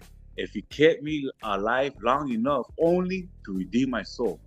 Like the day I die, homie, it's a blessing, homie, because I'm gonna go to heaven, homie, to the land of milk and honey, to meet my Creator and never feel pain, suffering, hunger again, homie.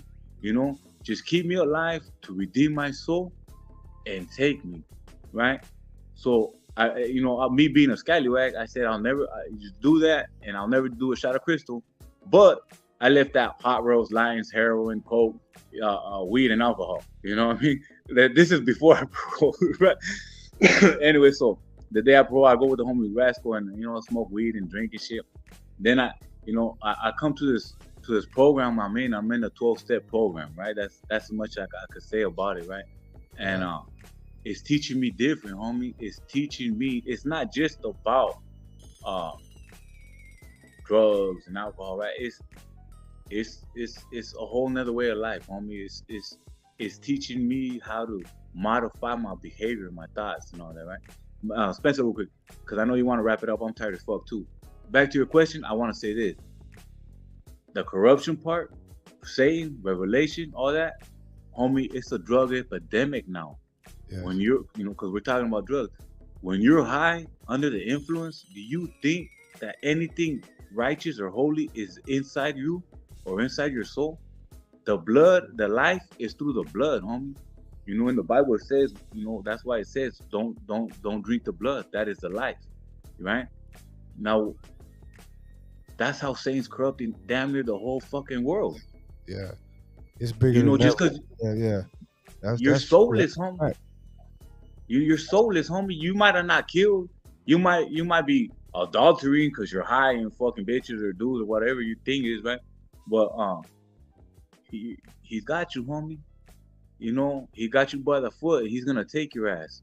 You know, so if you want an eternity of fucking suffering, of misery, of never ending pain, keep on getting high, fool. Like that's your reward.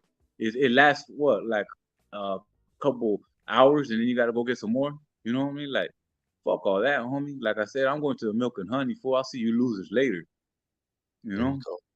There you go. Right there. Big Shadow, y'all. We'll leave it right there. We'll close the door right now for now, and we'll come back because we got to do a part 2 on me. Because, hey, it's a lot more, man. But that's enough for now. But saludos, homie. Thank you, bro, for coming on here, man, and just opening up, because I know it wasn't easy, and I know even before when we talked, the homie didn't even know how he would, you know, come on here and speak. But obviously, you know what I mean. The spirit spoke through him, or you know what I mean, and you were open and free tonight, homie. And a lot of people felt your story and appreciated your story. Like a lot of people stayed on late with us tonight, and they really appreciated your story, homie. So thank you, bro. Yeah, I appreciate it, homie. Like I said, fool, I ain't gonna lie. When we first started doing it, my heart was pounding and shit, and all nervous. But you know, the moment we started talking about God, fool, I feel this peace, homie. You know, like, and you know, I don't want to keep you out. It's late as fuck. I love you, fool. Beats up. You too, bro. You know, we're not supposed to be about that, but nah, it's love. That's what it is, bro. We don't never gotta deny that. We just gotta do better. That's it, homie. I'm not a dropout. I'm not an informant. Like, I'm not a snitch. I didn't go out backwards. You know, I still am who I am, homie. You know, I'm just like you said. I'm trying to be a grown ass man and live for God. Homie. That's it. You know, I'm not hiding behind the Bible I'm being real, you know. Like, I believe that I need help. Like, we are all put on earth to spread God's word, homie. Help him fight his war, we'll say, you know. But we don't even gotta help fight, because it's already gonna get fought by him, and he's already won, like it says in Revelations. We're on the winning team, homie. We always have been, fool. You know. That part. Big Shadow, man. Modesto, Brick City's finest. My boy right here. Thank you, homie. Though seriously, thank you, bro. Great interview, homie. And we're gonna do it. I love you, homie. Part 2. Love you too, bro. I'll call you tomorrow, homie. Much love. Thank you, bro. All right. Good night, homie. Good night. Hey, that right there, that was my homeboy, Big Shadow. Thank you, everyone, for tuning in. I know it's late. Like, we stayed on late. Probably one of my longest interviews ever. That's my bro right there. Had to let him get his story out, and we got a part 2 coming soon. Hopefully, my homie will get a book. I want to help him get a book. We got DD. You know, we're gonna make a lot of things happen for my boy. Proud of him. Thanks to all the bricks that tapped in and showed love and support tonight. Thank you to the ladies. Thank you to Nay Love. Check us out Sunday night. Oldies Rule Forever. Me and Nay Love. Rated #1 Sunday nights. Tomorrow night. DD Hairston. Conversations in the Hookah Lounge with Long Beach. La. Check out my boy Big D. Keeping it real. Love Grace. She has a graduation coming up. Congratulations, Monica. She's about to graduate and make a lot of money. So shout out to you, Monica. We love you. And everyone else out there, all my bricks, my homie Boy, all the homie, Free the homie Tweety, rest in peace, Smokey. Much love, everyone. We out of here. Peace.